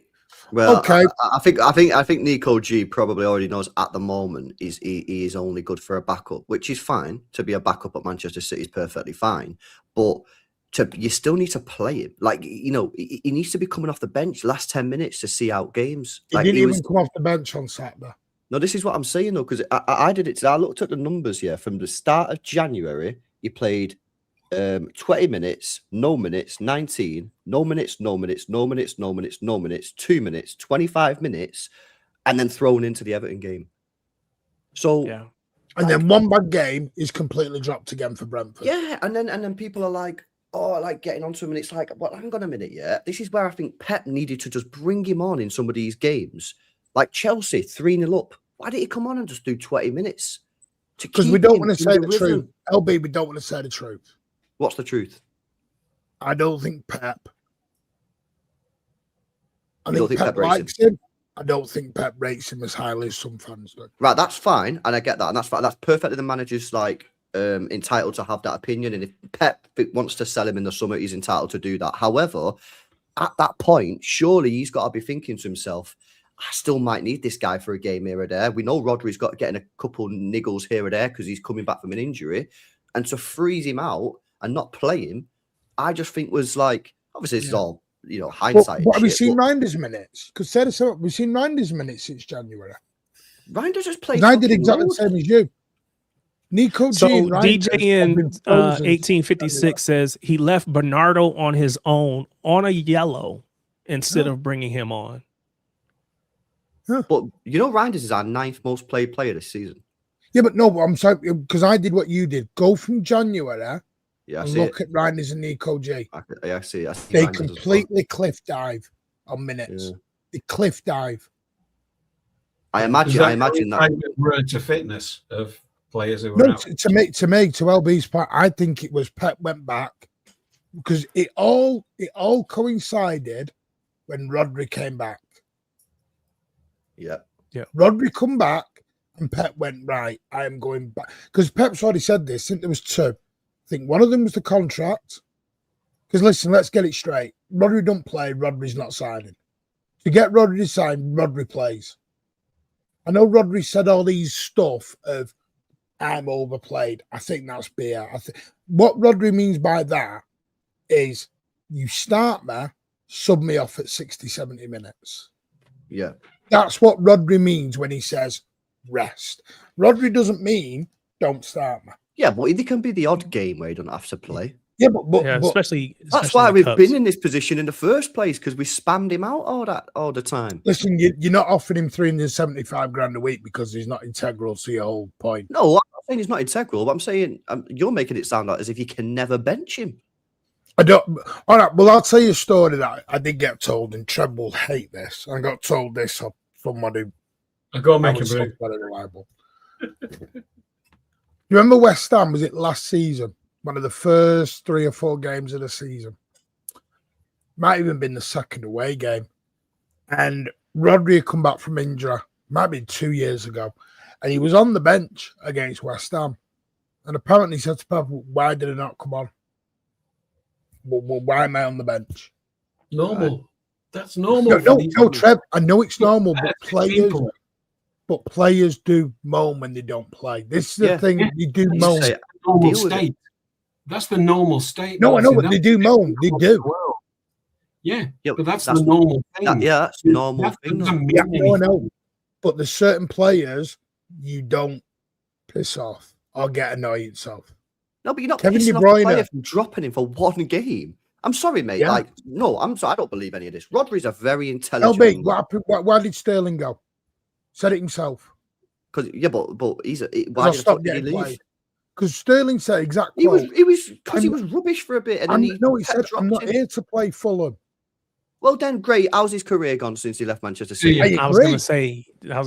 So maybe he made his decision, and now we've seen. Right. Emerick Laporte. Why did he go? Because he wasn't getting played. Why did Mahrez go? But hold on, pause. And I will also understand. say Emerick Laporte recently put out basically, I should have stayed. Yes. That's effectively what he said. I should have stayed. Mahrez left because he was not playing. And he had big afterwards. And he had big money coming in from Saudi, and he thought, let me go, no problem. That's unique. Mahrez didn't want to play semi-final against Sheffield United. You know my take on that. The moment a player says he wants to leave for more minutes, he is dead to me. Dead to me, no matter how much I loved him up until the moment he says he wants to leave for more minutes. Then let him go to a shitter club than Man City, because there's only 4 clubs in the world that are as good as us. Let him go to a shitter club and finish his career with a trophy cabinet that has 1 certificate in it and it says played more minutes. Let him do that. No, Trev, I agree. And I'm not denying that, but we've said this ourselves. James Trafford right now, that's exactly what he's doing interviews that are not helping him right now. Yeah, but wait a second. So you can't compare Rodri to James Trafford. I'm not. The point I'm making, LB, is players want to play. Agreed. 100%. I understand why they want to play. Right? But Rodri is a very intelligent man. If you're going to drop Rodri 1 in 10 games, and by the way, we're not dropping him for United or Liverpool here. You're dropping him for Nico G. Is it what you just said? Bringing Nico G. You're telling me that Rodri's not going to understand it. You're extending his career. 1 in 10 is fine. You've just said that. That's but cool, Nico G is not going to be happy playing 1. You just said about match fitness. With due respect, if Nico G wants to leave, I ain't going to lose sleep over it, Martin. No, he's not that good for me. I agree. But you just said Nico G was not match fit. Yes. He's never going to be match fit doing 1 in 10 or 1 in 9. No, but this is what I'm talking about. This is where I think that Pep should have been bringing him on. In all those games that I was saying, didn't play. 60 what minutes, I'm saying is, 70 minutes. Should have been coming on. Not even for 60 minutes. If he no, I'm saying at the 60-minute mark, the 70-minute mark, when Rodri's ready to come off. The guy played him 70 minutes in about 15 games and then dropped him in to Everton away on a Monday night. I was telling everyone in the lead up to that game, I said, do you know how I know we had a good record at Everton. We have actually got a pretty good record. I don't think we've lost since 2018. But like, we've all been to that ground, yeah. It's fucking, not new ground, but Goodison Park, and obviously the new ground is quite a closed atmosphere from what I've been told. It's a difficult place to go. Yeah. Drop him in. It was obvious, really, when you think about it, that he was going to have a bad game. I don't disagree. But again, this is my point. He's Rodri's backup. Yeah. When Rodri plays, he's fit. Rodri plays. But so let me ask you a question, right? Because I've said for years, one of the problems with having Haaland and Rodri, and it's one of the small problems, they're never getting dropped. Is they're so good, they're never going to get dropped. So I've said before, I don't actually think it's possible to have a backup Rodri. Yeah. I think what you need to do is find What we had with Gundogan, which is perfect, is a player who play can two play positions with Rodri, and then when Rodri needs a break, he can just slip back in. Do you remember the 6-3 against United? I remember, right? Rodri was injured for the game, and Gundogan was playing in a 6, and everyone before the game was going mad on Twitter saying, "Oh, fucking Gundogan's in a 6." I said, Gundogan's done this before, and he was fucking brilliant that day. We won 6-3. This is why, again, I think Bruno G would be a brilliant option because he can play with Rodri. Is Anderson like that? But Pep's never going to play him alongside Rodri, though. Oh, you said Bruno G. Sorry, I was thinking Nico G. Do you know what was weird, though? I don't remember this. Do you remember the season where he had Kovacic and Rodri together? You know what was the weird thing in that? He had Kovacic as the 6, and Rodri became the 8. It was the season when Rodri scored, like, was it? Remember when he had that bet? If I score 20 goals, I'll have my shirt out. It was the 4-peat year. Yeah, and he's like, brilliant. You watch, he did it, but he made Rodri the 8. Well, he made Rodri the 6. He had him doing that with each other. Yeah, because I went and looked at the heat maps, and I think that works. The trouble is, I don't know what it is with Nico J, because the guy's got it. He has got an ability. He's a good player. But you just said it, the same with Haaland. Doesn't matter which striker you bring in. Not going to work. They are Haaland's bitch, to put it bluntly, and that's the way it is. Facts. This is why I don't. I think you should just sack off getting a backup striker and just, if you need to use Semenyo there, just use Semenyo. Or just go back to a false 9 again. Or just play false 9. Yeah. Or if Marmoush stays. And but Marmoush don't play, so then he comes into the team again. He's even worse than fucking Nico G. If you look at his minute, like, so when he comes into the team, he's then not, and then he doesn't play well because he's not, fresh and sharp. And then everyone's. I just think for me, we need to get players that suit the team and suit Pep, so they're constantly being used, so no one gets frozen out and then dropped into a big game and expected to drop a 10 out of 10. Look at Oscar Bob. Oscar Bob thought he got his leg broken, and we know. But again, he had to leave to get Cole Palmer. There was a list as long as your arm of these players. And I know, Trev, I get it. They're dead to you. I know. But unfortunately, as fans, we forget this is a job to these guys. They're not fans. This is a job. They don't look at Manchester City in the same way we do. If you're frozen out at work, you go and look for a new job. That's what they do. I agree. I know that's a cold way of doing it. That's the cold hard facts. If your job is at the Hilton Hotel, name me the best hotel, the Burj Al Arab, you don't then go and work in a 4-star hotel. You stay at the Burj Al Arab because you've got a chance of making it. But the moment you go to a 4-star hotel or just a regular 5-star hotel, you've got no chance of ever being one of the greatest.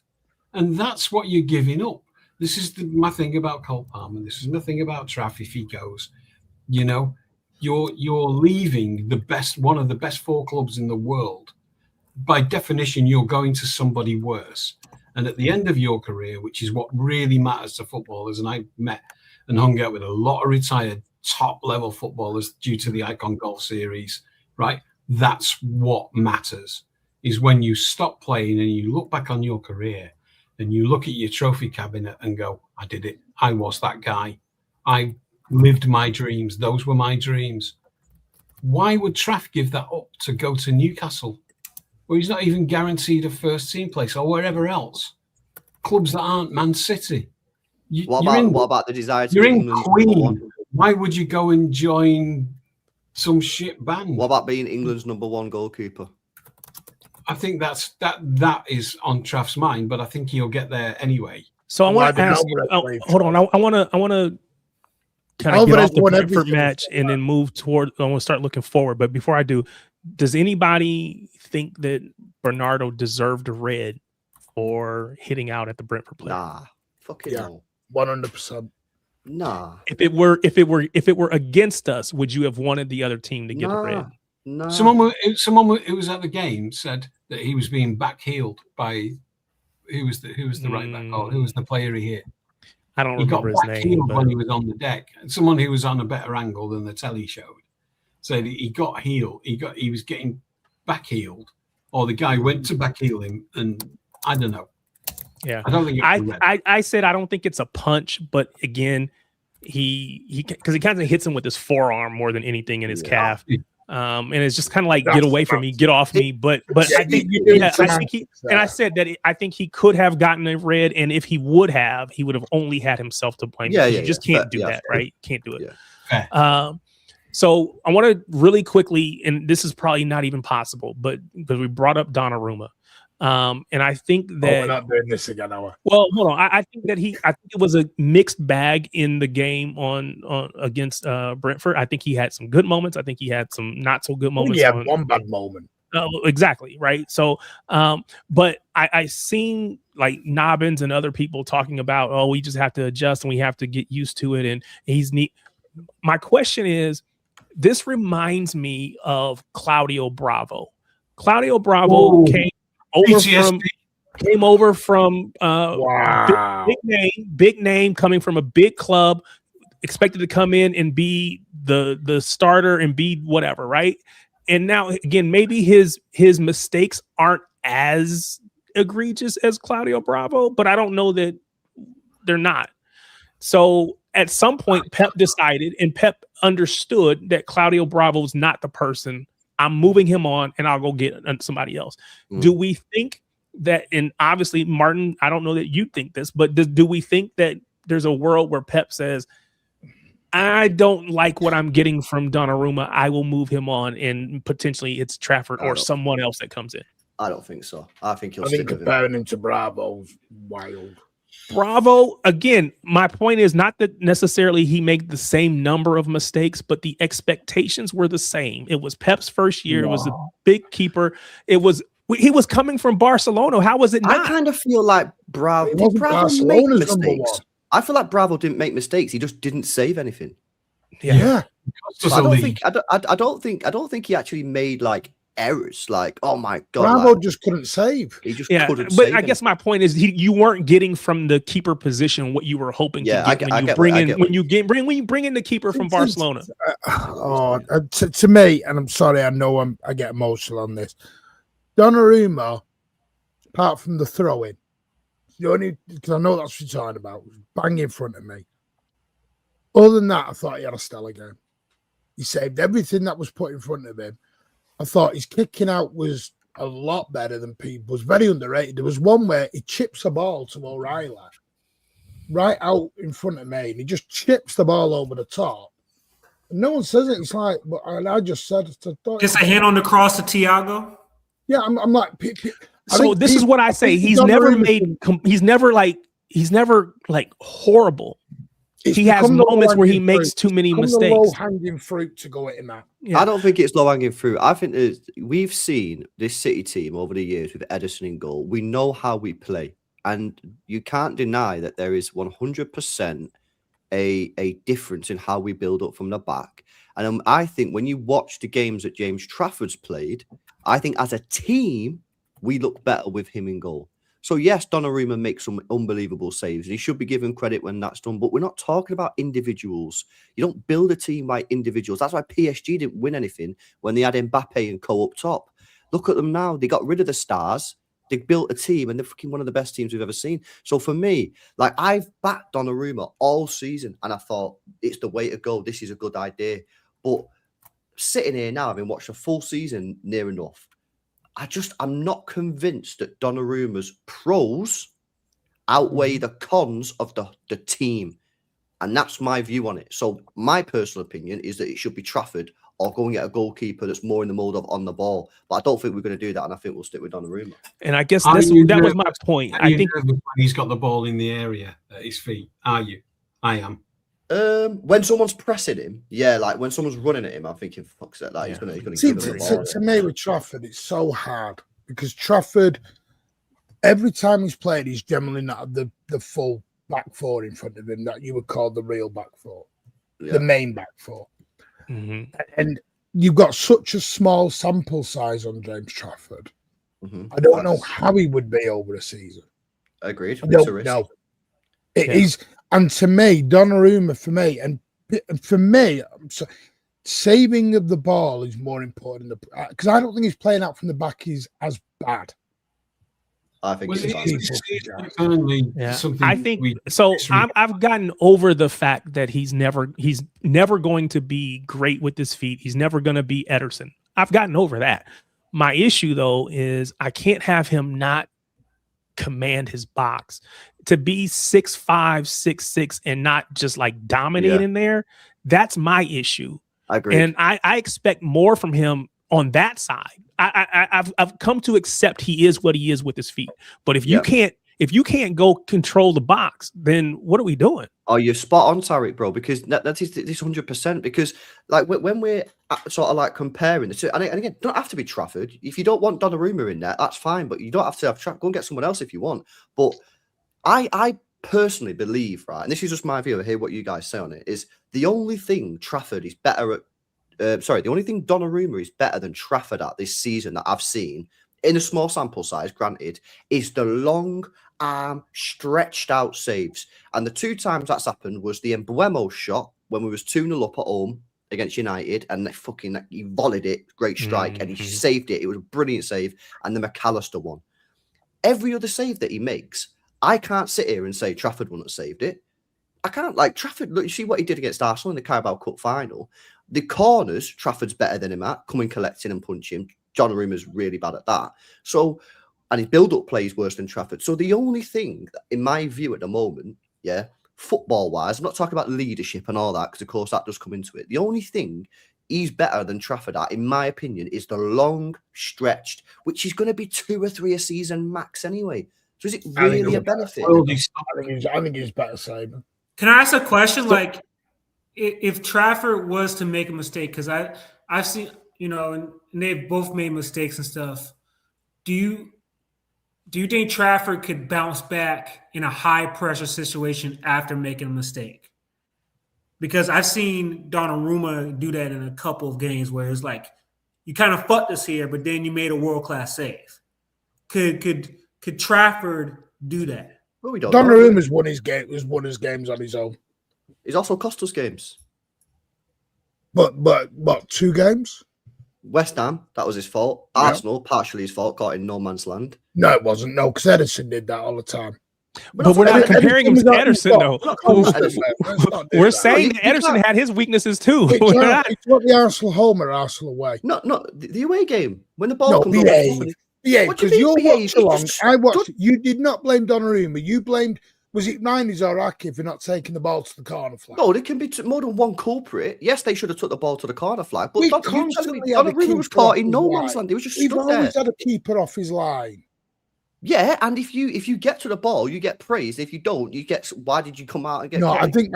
All right, then you can't sit there, Martin. Against Tottenham at the Etihad. You can't sit there and talk about all the points that he's saved us, which I 100% agree with. Liverpool being one, we don't win that game if he's not in there. Brentford away. But no, that was, come on, man. The guy kicked it straight at him. Oh, just say, oh my God. So okay, we won't stick here. We won't stick here because we could be here all night. And I know it's super late for you guys. All right then. So the Ortega save at the Tottenham Hotspur Stadium, Son kicked it straight at Ortega. No, because he come out, made himself big and stuck his leg down. But that's what Donnarumma did. No, the point that I'm making is, Martin, you can't tell me that Trafford wouldn't have made that save. The only 2 saves you can tell me 100% Trafford isn't making is the Embuemo one and the McAllister one. That's the Superman truth. saves. I'm going to say it, and I keep saying it. Donnarumma, people got this agenda stuck on him, and I don't know where it's come from. What's your personal take, though, when you see us as a team and you Donnarumma all day, twice on Sunday? Because, for me, with a goalie has to save.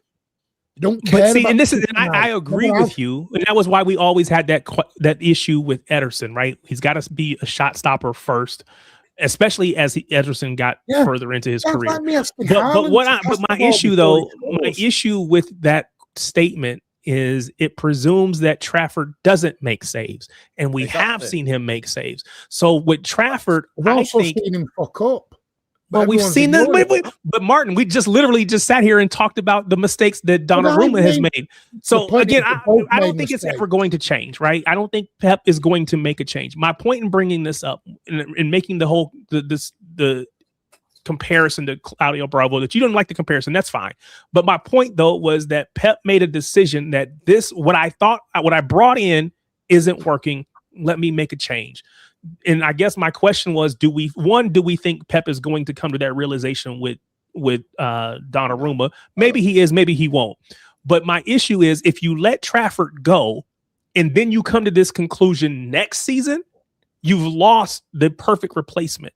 I would much rather Trafford for not wanting to wait. Yeah, I'm not. That's not, okay. Fair. My issue is, I would much rather Pep decide now that Donnarumma is not going to make it. You just don't like the decision. You're right. I probably don't. You don't like the decision. You won't accept it, so you're going to carry it on. Pep's made his decision, and I'll hear again, but he's going to start in the FA Cup final.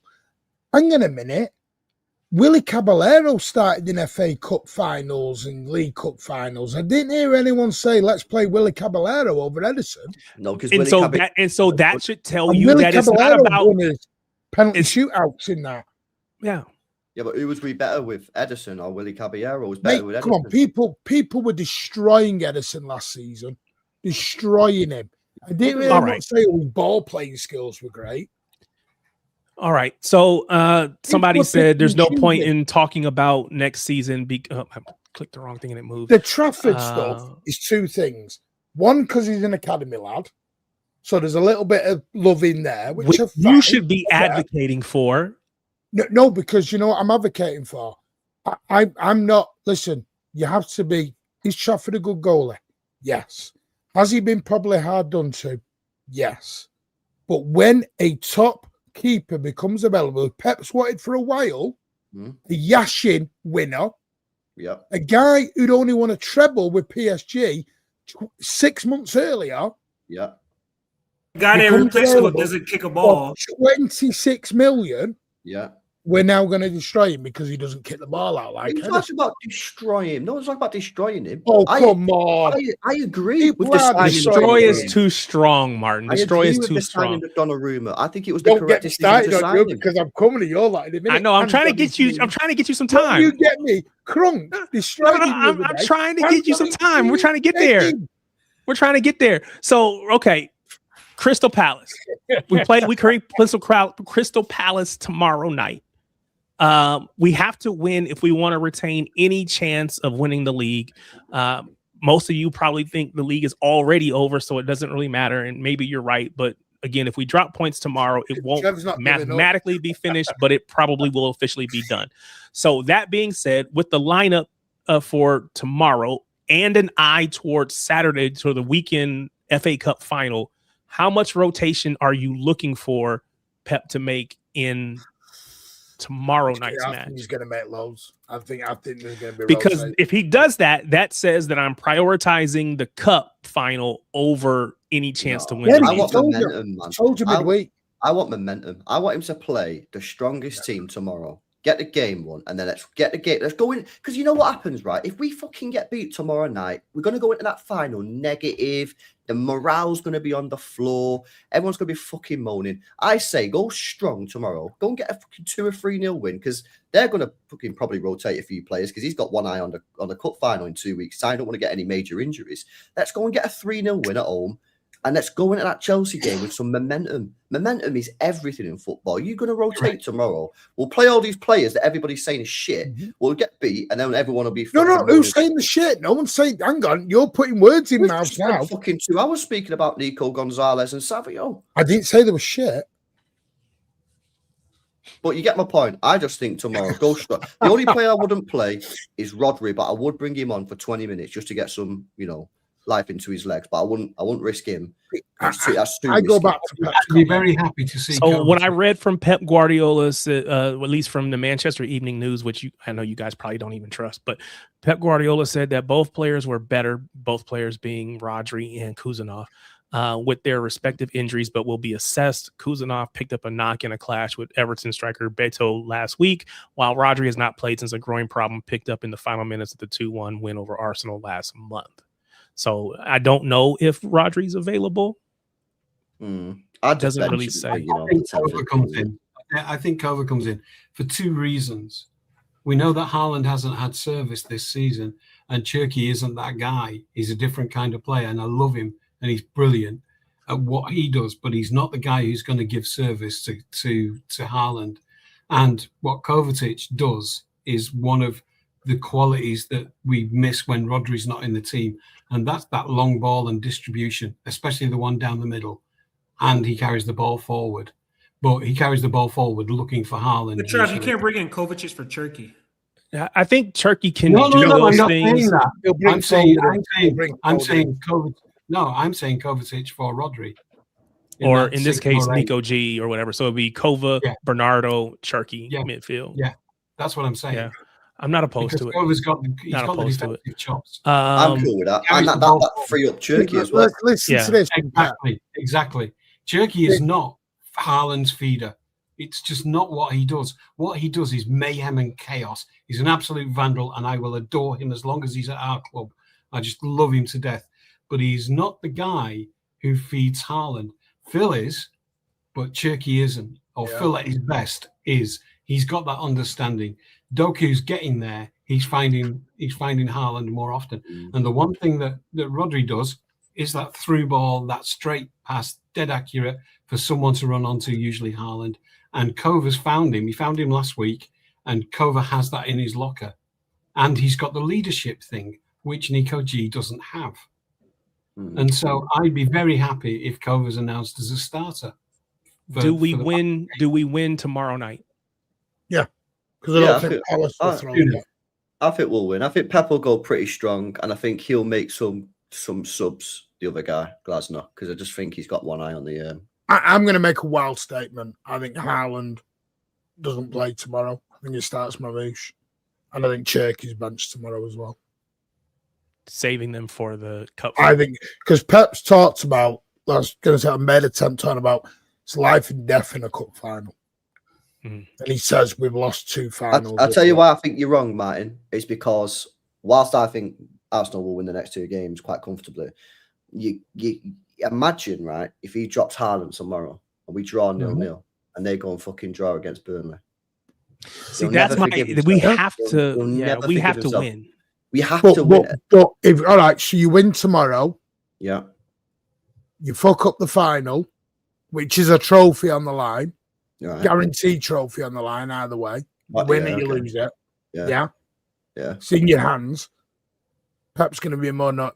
Pep. Yeah, but wait a second. Are you suggesting that winning tomorrow or playing players tomorrow will directly impact the game on Saturday? Because I don't think that's the case. See, I'm reading between the lines, and he said, and like he said, the way he's talked about this FA Cup final, and when he mentioned it's life or death, that's telling me the focus is more on Saturday than it is. But you can't just fuck off and the league game. But no, I'm not saying he will fuck it off. I don't think bringing in Foden and Mamouche against Palace that are half gone is giving it up. Phil Foden is still Phil Foden. Well, I'm sorry to say, Martin, I think you've seen a lot of these players come into games this season and be given a chance and not perform. Because I'm sorry, Cherki's not been good the last 3 games, LB. He's not. He's been okay, but he's not been the player that we saw earlier in the season. If you're trying to get a Foden and a Mamouche's confidence back, because Mamouche and Foden changed that game on Saturday. Here's a scenario. You go strong with the starting lineup. We go 1 up. Do we take them off, or at 2-0 up at 60 minutes or 65 minutes? Do we change them then? 2-0. I think if we get 2-0 up, I think you take them off. I think you'll trust your defense to not 1-0. No way. Glasner's already said he's going to look out for Palace. Yeah, 2. Yeah, 1-0 is not enough for me. All right. The extra motivation is if we lose, it's tonight for me and for Governor. It's probably tonight for most of you guys, except for me. Well, there's a couple other United. Just another point on that goal, on the thing that you just said, though, Trev. Yeah, if you actually still think that we can win the league, and that's the reason, part of the reason you're going strong tomorrow, you need to score you need to score goals. Yeah, the thing is that if we don't win tomorrow, Arsenal by beating Burnley get to lift the trophy at the Emirates, and I'm not here for that. Yeah.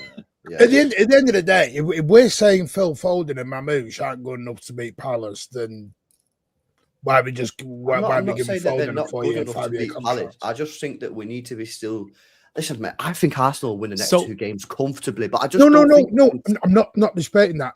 I'm not talking bringing in an academy. I'm not talking. I'm talking Phil Foden and Mamouche here. Yeah, but wait a second. I hear you. Right? I know Phil Foden did well off the bench in the last game, but this year he's been poor, and Mamouche did well off the. So you're never going to get him back then if you do this. Yeah, but the season's almost fucking over. You can't be trying to play players. So what do we do? Just put him on ice. You're never going to get him back, LB, because what you'll do is we'll then hit the summer and Turkey needs to start. No, because in pre-season, I hope Phil doesn't go to the World Cup personally. I want him to have a full fucking 6 weeks off. But Phil Foden should, in my opinion, I think Phil Foden should be the first player through the door in pre-season. He should, you know what I mean, to sort of come back. But like, you can't be playing players into form or into sort of fitness. And you'll never get him back. What are you talking about? The season's dead. This is my point. You've just said about Nico G. You've just said Nico G, and I think you said Reinders, didn't play. So when they don't play, they look cold. Yes. But he's saying that they're going to have all preseason to get back up to speed ahead of next season. Preseason. It's going to be a shortened preseason. Well, no, not for Phil Foden. It won't, because he should be. Phil Foden is going to the World Cup. You think? Promise you. I hope he does. Okay. I mean, that's I'll tell fair. you why he'll go to the World Cup. Watch what Tuchel said about him. He said I can play him as a false 9. Yeah, no, it doesn't stop us hoping that he doesn't, though. I think. Listen, I think the England has elements of a clique and toxicity, and I blame that on one player, Bellingham PLC. And there's trouble wherever he goes. It's not just Mbappe. And so I think I think that Bellingham perceives Phil as a threat to his place, which is legit.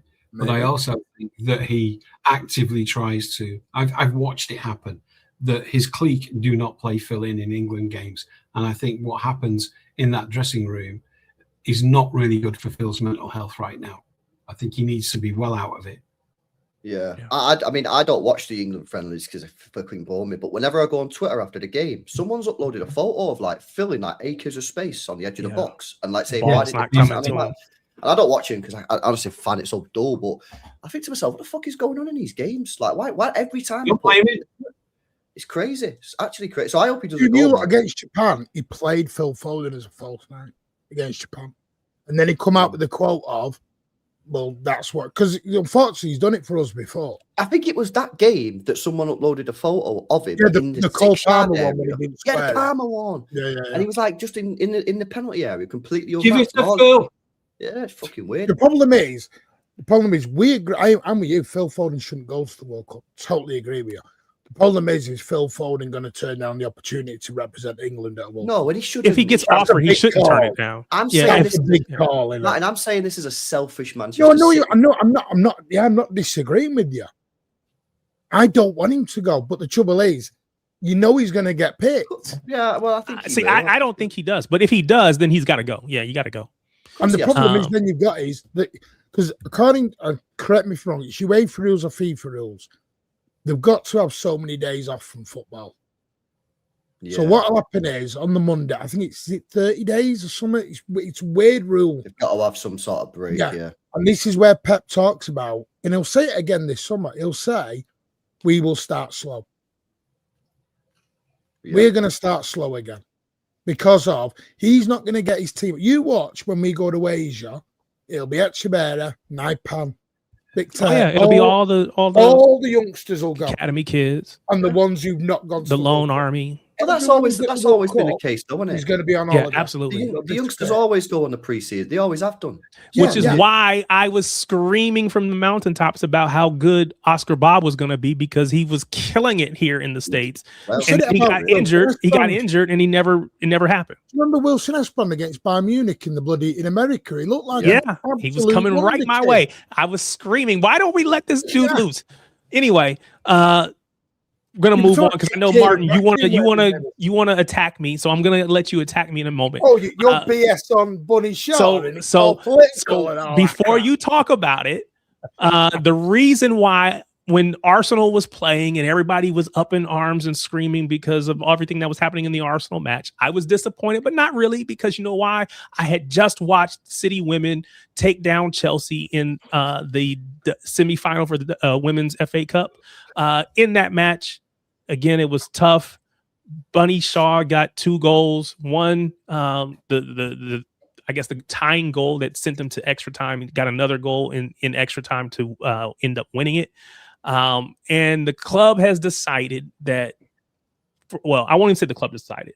There is a conflict or a contract negotiation that does not appear to be working. And so Bunny Shaw may be moving on. And unfortunately, it looks like Chelsea has offered her £1 million a year. So she may end up going to Chelsea. Now, you want to give me a hard time. So go ahead. Yeah, no, the thing is, City are not able to match that. And they won't match that.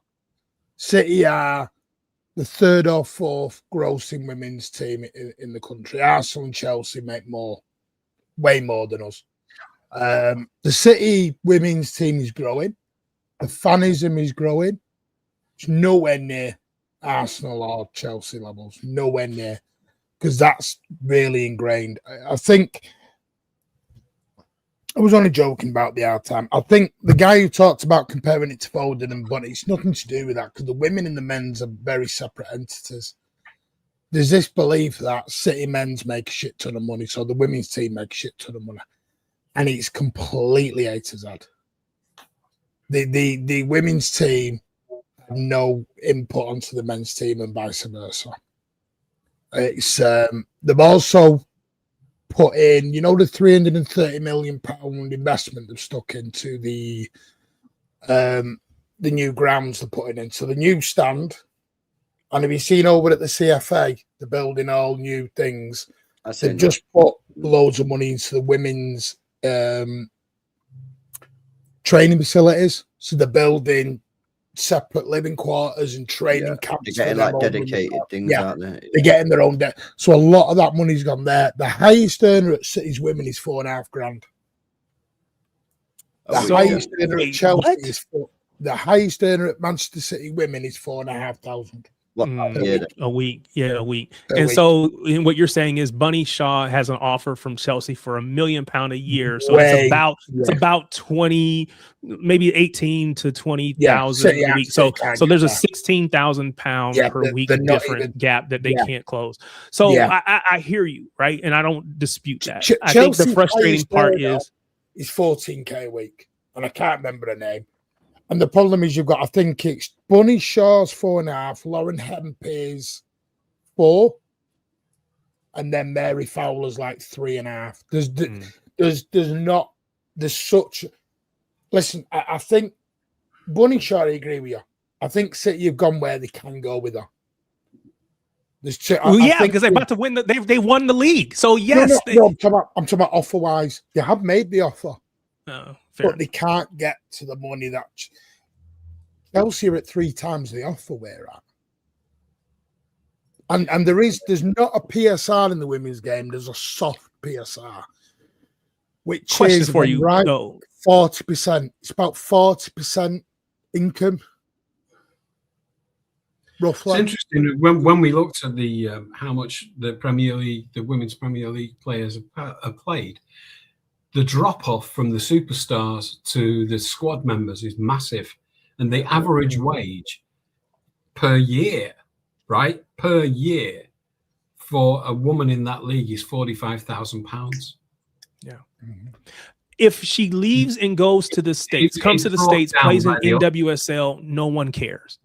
But if she goes to your rival who won 6 straight titles and you finally get over the top and you beat them, and then you let your best player, the best striker in the world, go to your rival who you just dethroned, it's a bad look. It's just a really bad look. And so I think, and you're right, maybe the club, there's nothing the club can do. Is she being sold then, or has she got out of contract? She's out of contract. Right. So in that situation, I don't follow the women's team as much as you guys do. That's fair. So I don't fully know the situation. However, I see the women's team at the moment still as the club are investing into it to grow it. It's obviously a loss-making team in terms of finances, and they are willing to invest. As Martin was just saying, they're spending all this money, bringing all the fingers, but there's only so much. They've got to do it sustainably, right? Yeah. Because they want a return on their investment. At the end of the day, it's just a fucking business. So they can't just be giving Bunny £1 million a year or whatever, if that's what Chelsea Lauren is Hemp, doing. Mary Fowler all start asking the And question. all of a sudden, all those players already sustainable. signed contract extensions, though. A lot of them already signed contracts. Yeah, but neither here nor there. But go ahead, LB. No, I just think that, like I say, at the end of the day, yeah, like the women's game has to grow sustainably. It has to grow sustainably, and obviously Chelsea, like whenever I watch Chelsea, they have a massive women's following from what I've seen over the years. And Arsenal and City will get there eventually. It will get there, but it's just got to take time. And unfortunately, maybe this is just one of the slight things that's. We are years behind them. Arsenal fill the Emirates. Chelsea fill Stamford Bridge. We don't fill the Etihad for the women. I agree, because I said that earlier, and I know that's different stream or earlier in the year. It's like, Eric, I've got a question for you. Yeah, it's weird. For me? About women's football, because you would have way more knowledge than we do. Women's football in America is massive, right? Yeah. I mean, yeah. Yes. Bigger than it is in England? See, I would say yes, but again, I don't know that, right? I mean, it feels like so that. It feels that way. Now, and I think for us, women's sports in general in the US have been, that's why we've been winning all these World Cups earlier on, because we had it kind of an advantage. We kind of had more. That's where I got my impression. Yeah. It was big.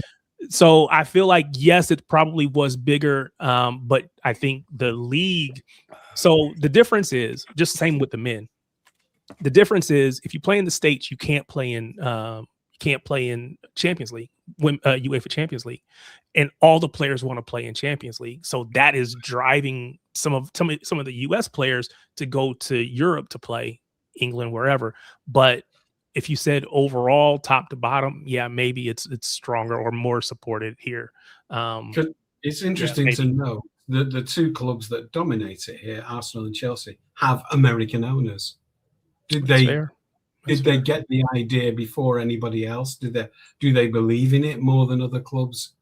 I don't know the answer to that question. But Chelsea has always in Champions League. They're competing for Champions League. Arsenal is, I think, maybe newer on the European stage, but Chelsea's consistently there, competing with a lot of the teams from like France and other places. So, yeah, I left this up because this was the question I was going to ask you, Martin. There was a point in time, at least I believe it was, where women's team was basically, you could just chop it off of PSR. It didn't matter.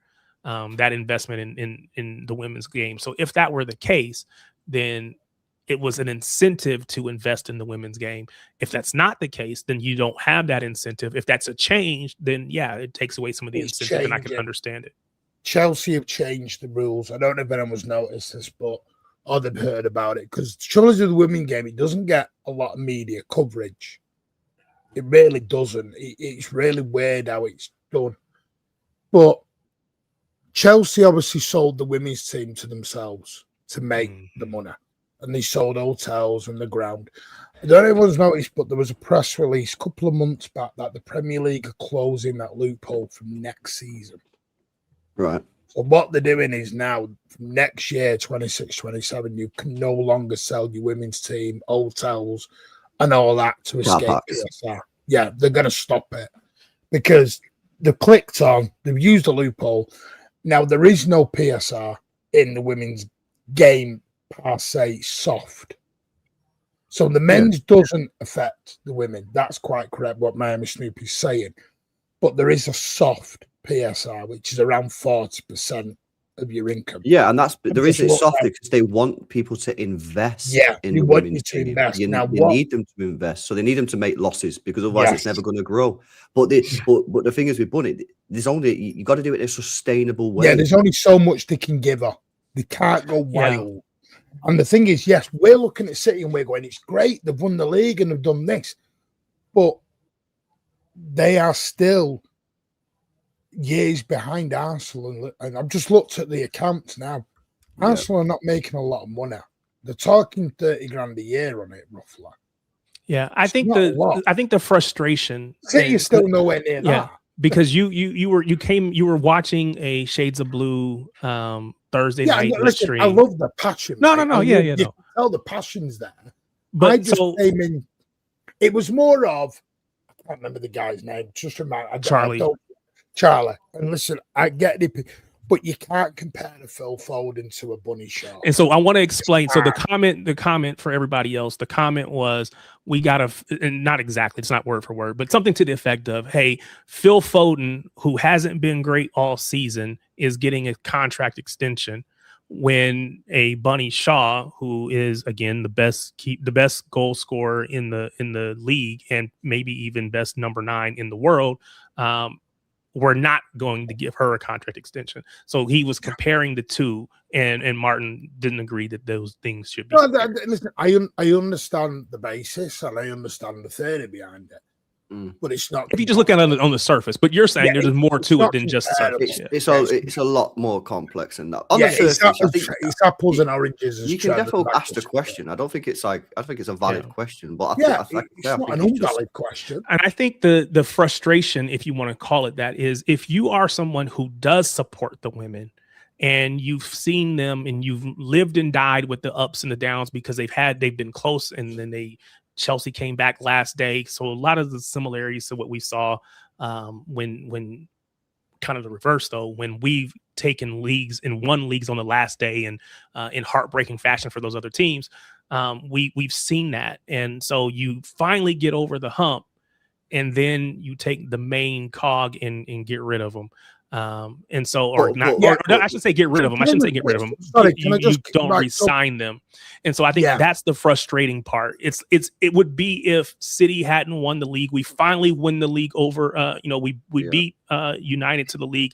And then we say, okay, Aguero, you can go. Or, okay, David Silva, you can leave. You kill the momentum. Tariq, to give you guys credit, though, you guys have been covering the women's team more than a lot of other channels on Shades of Blue. So, of course, there's just to give you some connection to it, right? Now, listen, I'm going to use Capology. I know some will say it's not fully accurate, but I thought you were calling up Viana and everybody to see the books that way, because you said you wanted to see the books. I just open them up. Let me see them.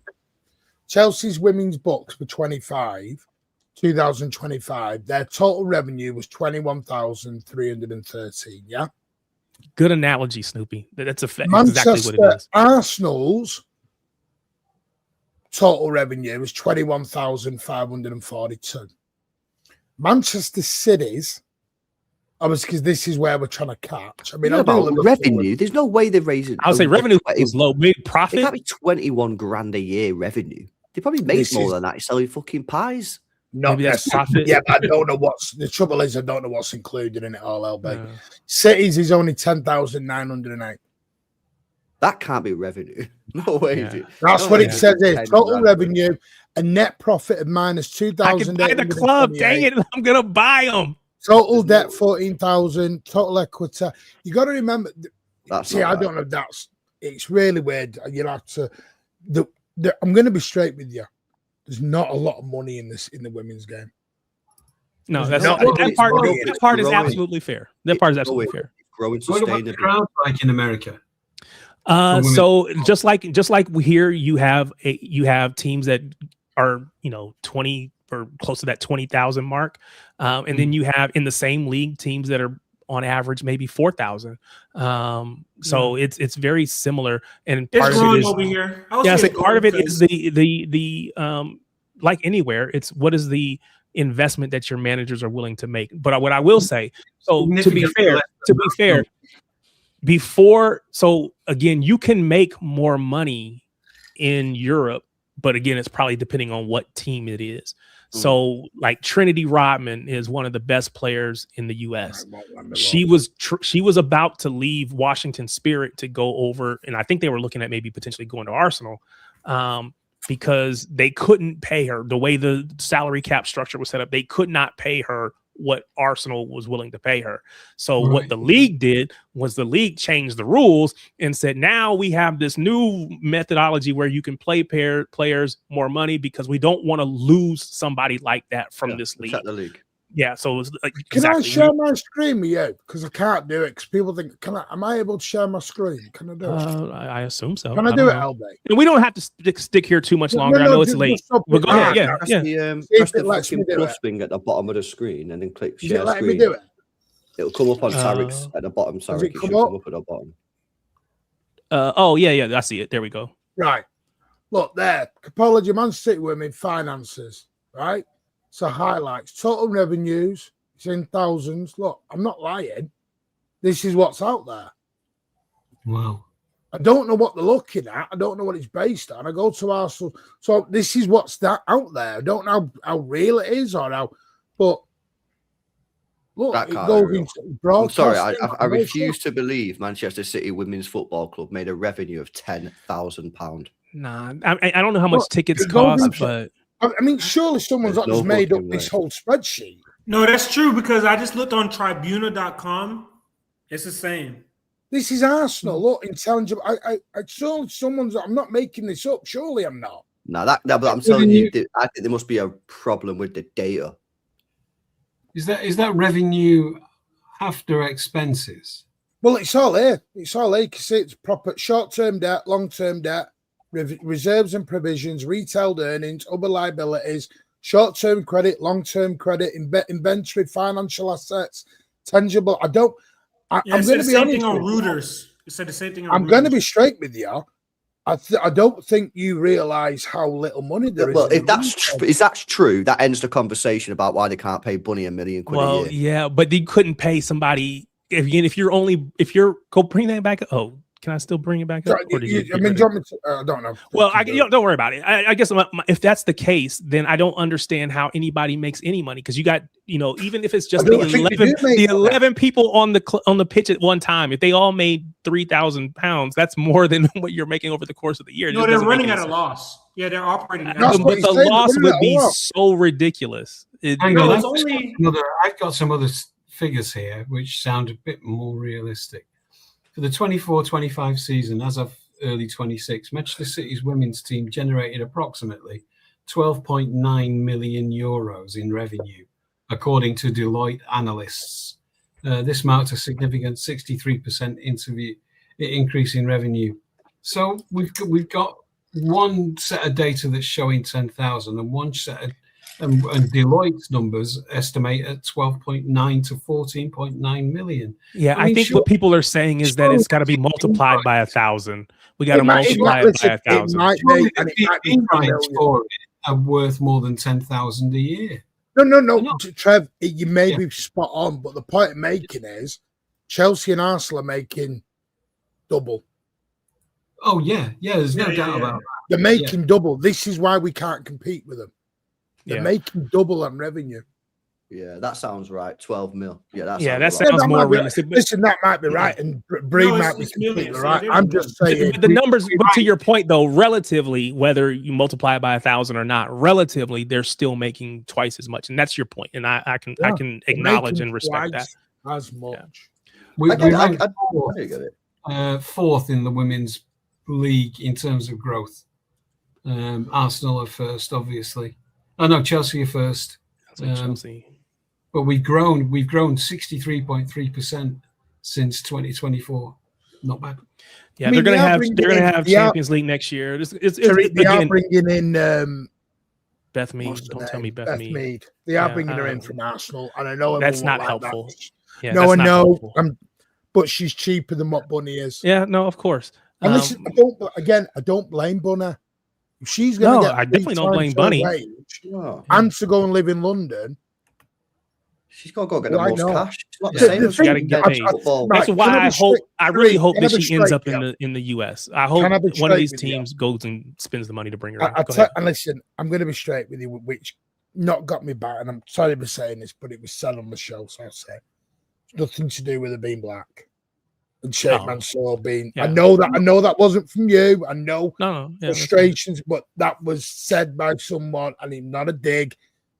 That's not the reason. It's not because she's black and we're backing up the white, and we're not doing that. No, so I think so the statement was effectively because it was two things. It was she's a woman and we're not paying women, and then also because she's a black woman. That was the statement that was made, and whether you agree with it or not, that was the statement that was made. So Yeah. I think I think more recently correct in saying it, Tariq, if you know what I mean. I get it. Because again, that is the stick that will be used to beat what is tried to, people have tried to use that against Pep and others, right? So again, I just think there's the frustration when, again, like Ed said, we've been doing our streams, we've been in the women's game and talking about it the entire time since we've been doing this for 4 years, right? So for 4 years, we've been watching and living and dying with the ups and the downs. And so there's absolutely a level of frustration that, in that moment, you're frustrated. Hopefully it dies down. You're right to be frustrated, right? But sometimes, at a football club, things happen like that. Yeah, absolutely. I remember when we sold Sean Wright Phillips because we needed to get the money. Yeah, did you tell me you cried? That's because we were going into administration. I spoke to Sean Wright Phillips. I did a show with him, and I spoke to him afterwards, and he said he didn't want to fucking go. He said he cried all the way. I saw that on the video. He said the club told him that we need the money in, and we all. So he basically did it as a favor.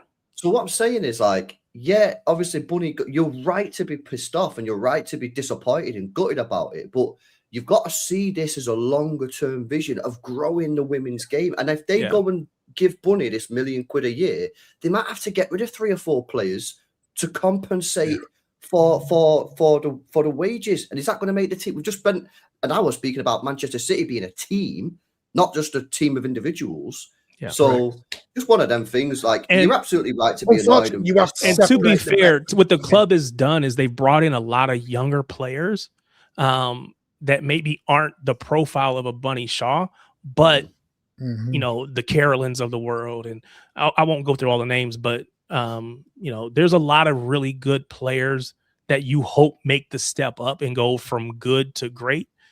Don't know that, but it makes it worse because we've just won the league as well after so long. Yeah, that's it makes it a lot worse because you're like, right, but it's like City winning the league and then saying, right, KDB, we can't afford you now, off your pop. That's the way in a men's team. But that's a good comparison because but that's what I mean. KDB wanted to stay. KDB of our team. KDB wanted to stay, and we said, I'm sorry. For whatever reason, we're not willing to give you that money. Not because we don't have it. We're just not willing to give it to you because we don't think it makes sense.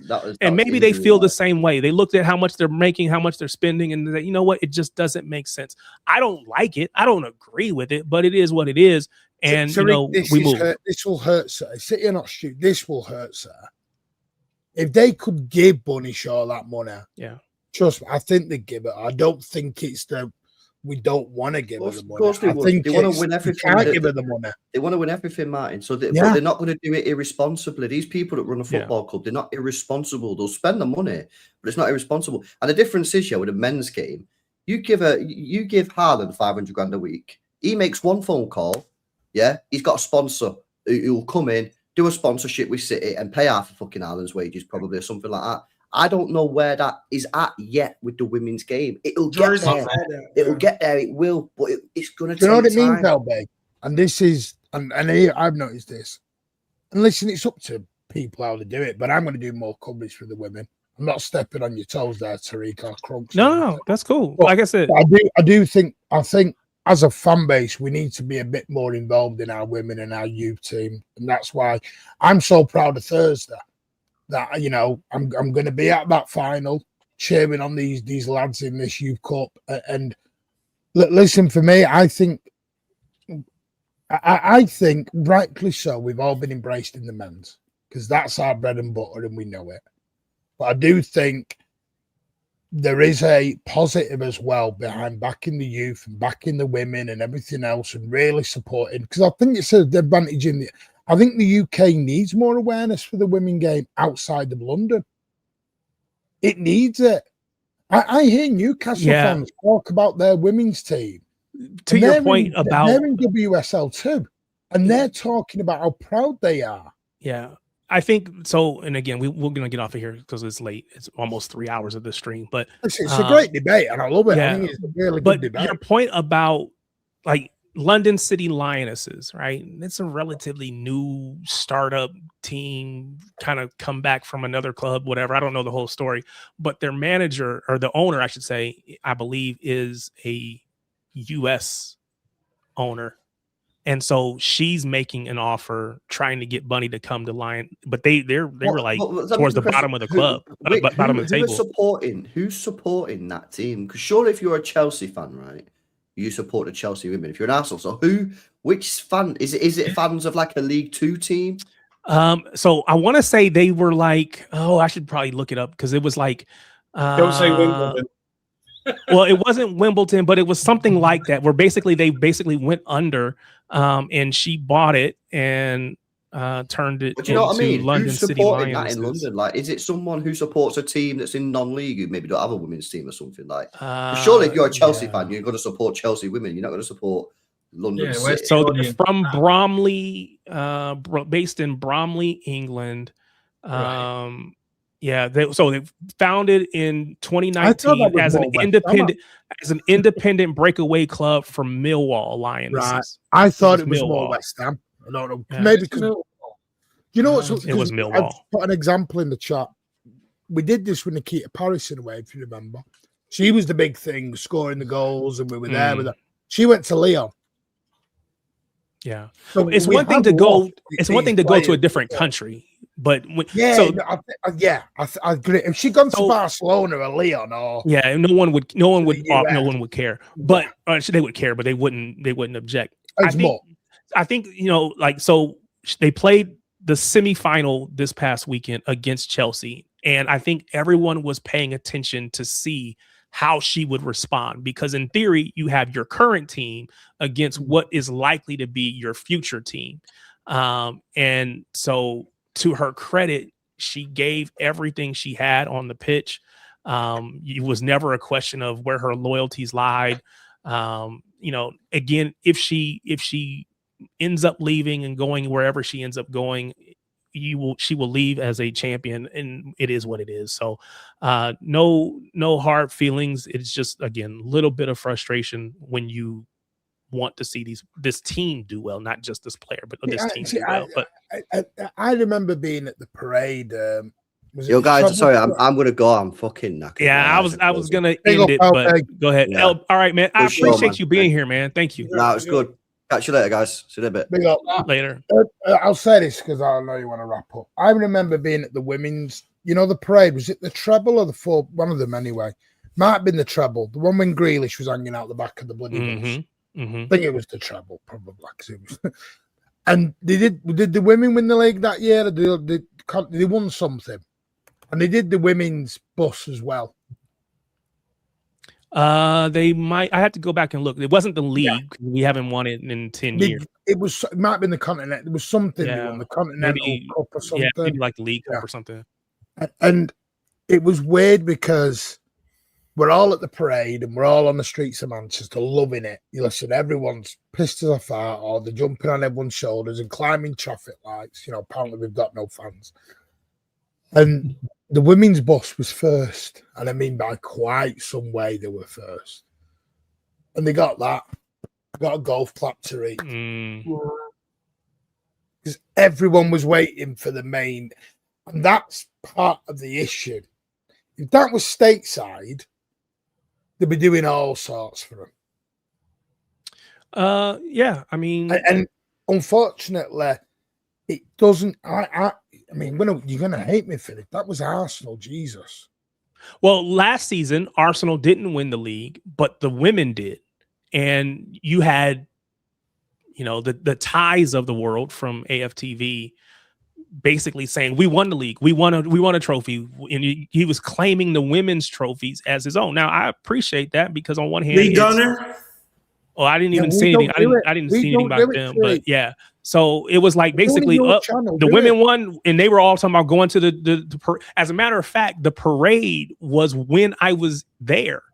I didn't know it at the time, but the parade was while I was there. So I saw people walking around in their Arsenal tops for the women's team. Isn't there an element of the Eddie Murphy starving man, give him a cracker? And so that's exactly what it was. I think like the ties of the world. I don't know Ty. I don't know him personally, but the men didn't win a trophy. I'm gonna go celebrate because it's still Arsenal. We won a trophy, and so it was I can't say that about Chelsea though.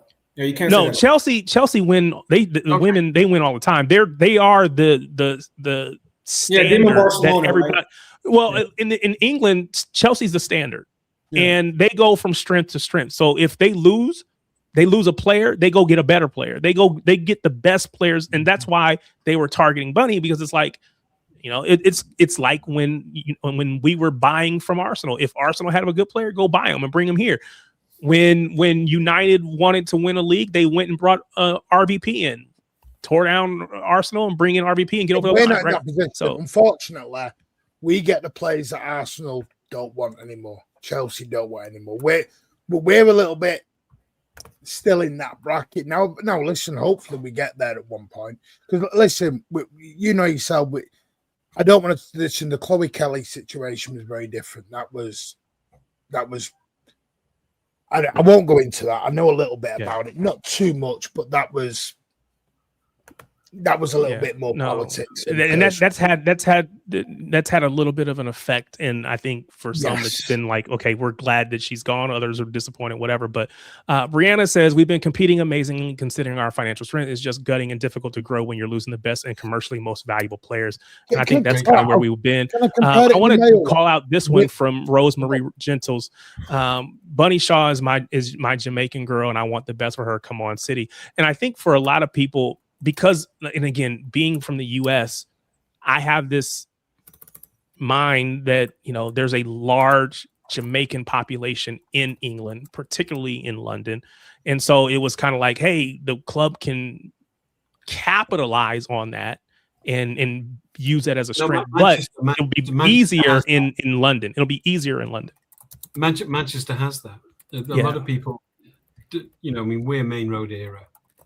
If you knew where Main Road was and the history of the area where it was, Moss Side was from the 40s, where with the first wave of immigration was from Ireland after the war, where they came to build the roads and do all the manual labour. The next wave of immigration into Manchester was in the 50s, and that was when we were recruiting people from the Empire for all its evils, and that was West Indian. And that whole area where City were, where the ground was a West Indian area, and remained so until the following wave of immigration came, which was Indians and Pakistanis. But it's still a West Indian area. If you go to, I've heard it's always been very diverse. Our firm in the bad old days of football violence were the cool cats. You didn't have to be black to be one, but it was predominantly a black firm of hooligans. That's that. Somebody mentioned about trying to get representative from the Cool Cats to come on our stream one day. And we were like, if somebody knows them and can make that happen, we would love to have them again. Just because anything that's connected to City, we want to talk about.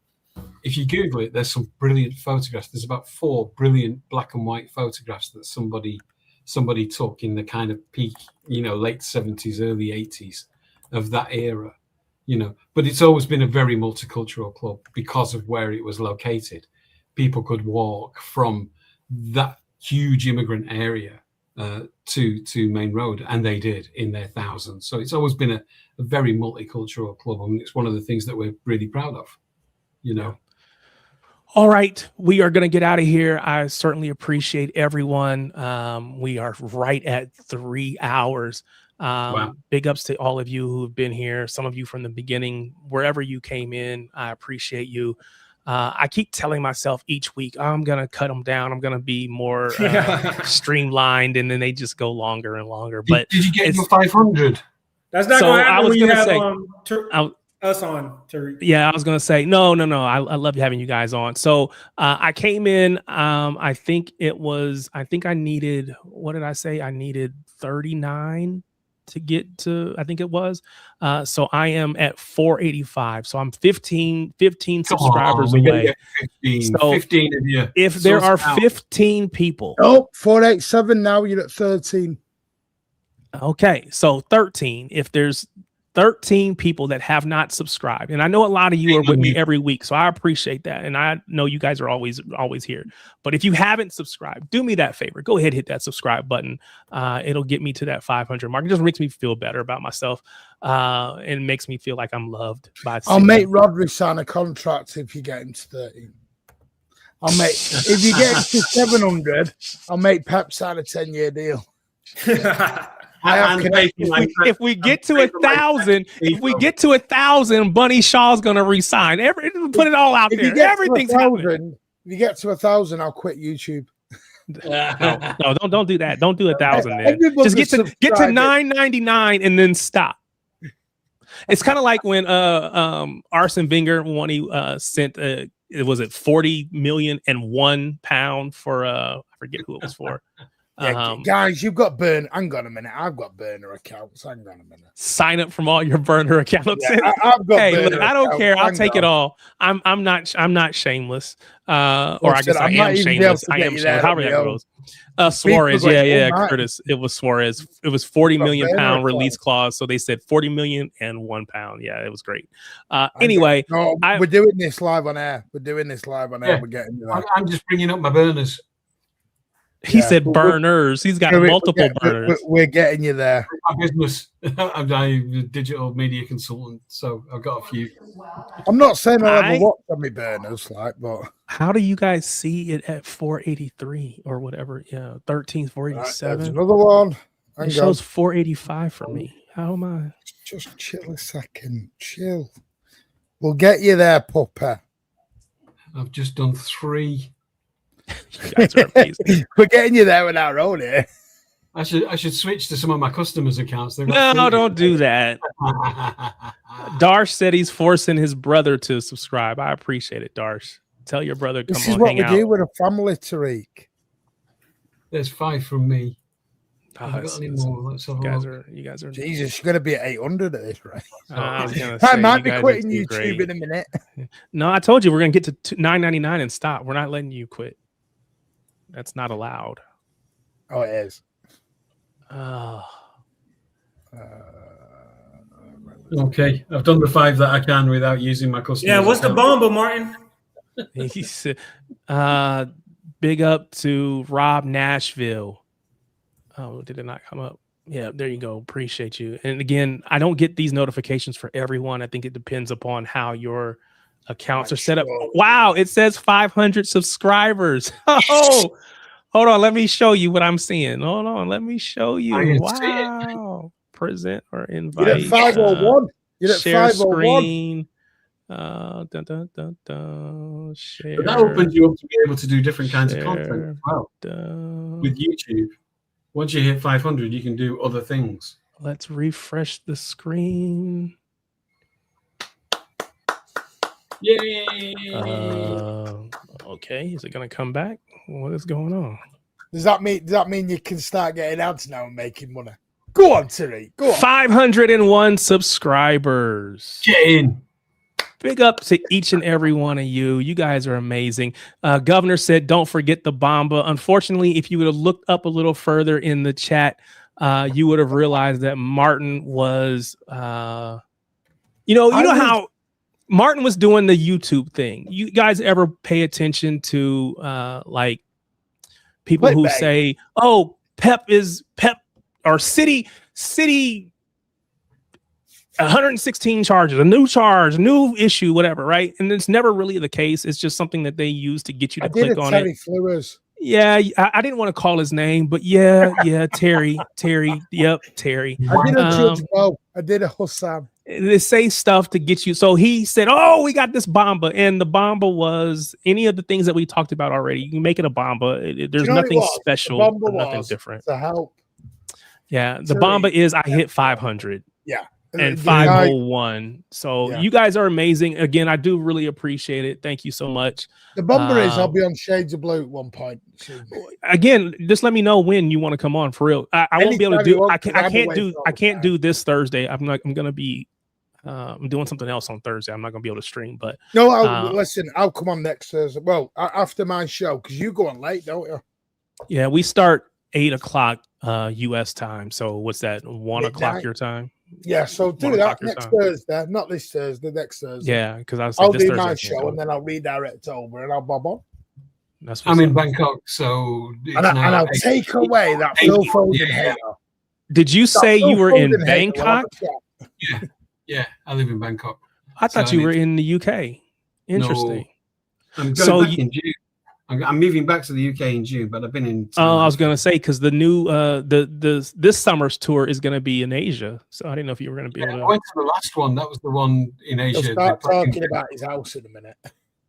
No, and that's where Joey Barton battered an Everton fan for gobbing off. I was in the hotel when it happened. Oh wow, that was the last time they were not batter anyone. True. Yeah. All right, we got to get out of here, or we'll just keep going. I appreciate each and every one of you who have helped me to get to 500. Thank you so much. You guys have been great. I certainly appreciate it. I will give you the bomber. I won't think. The bomber is Wesley's still on Manchester City's radar. Who? Wesley? Wesley. Yeah. The guy who's now at Roma, he's someone we're still interested in. This is the problem with City's list. City have this list, as all football clubs do. They stick 5 or 6 players on. And what they do is, if they can't get a player, say, the year they want, they never come off that list. So you look at, for example, Mateus Nunes. Someone we looked at the year before. Riyad Mahrez, someone we'd looked at the year before. Deal's not quite right at that time. Can't get a deal over the line. Doesn't mean that player goes away. And I know people, I know you want the Pep stuff. Listen, Pep the stuff 10-year extension, not a 1 year, a 10-year. But Wesley, the right back, the Brazilian. That actually gives me more encouragement because if it means they're looking at players they were doing a year or 2 ago, that means Pep Guardiola is still having a say. That's a fair way to look at it. Which tells me Pep's likely to stay now, which is a good thing. So you've got to look at it in a positive way as well. We're looking at players we did a year or 2 ago, Bruno G, Wesley, Martin Fernandez has been looked at again at put. That's because Pep is still having not Isco, Jesus. We're not going that far back. So that's where you're at with it. Somebody said Bruno G is the new Isco every single year, every single window. Do you know what it is with Pep? And I don't know if Darcy's still in the chat. Do you know what it is with Pep? Pep gets very obsessed with certain players. Mm-hmm. He has an obsession. So Pep is one of them, right? I might not get you at some point. Remember, Messi's a great one. Messi, we went for about 4 times. We tried to sign Messi on 4 separate occasions. Listen, I think if Paqueta hadn't have been done for what he got done for, or was allegedly getting done for, I think he'd have gone back for him. But obviously, he wanted to leave England because of the way the English FA treated him. He didn't believe in England anymore. He felt he was ostracised and a little bit probably, what's the word? He wasn't treated fairly by the English FA. So it was like, well, I'm out of England. I've no faith in England anymore. Fair. So he went to Flamengo, wherever it was. Rodrigo, listen, if Rodrigo ever comes on the night, I wonder. It's just Pep gets obsessed with players. There was another story, more evidence of Pep staying. Man City are making concrete moves for Kenneth Eichhorn, with Pep Guardiola personally involved, and that's from Bayern, a Bayern source. Pep Guardiola personally involved, but obviously he's leaving, right? Bollocks. He's personally getting involved in conversations. Valverde is never there, Curtis, unfortunately. And listen, I'm going to be straight with you.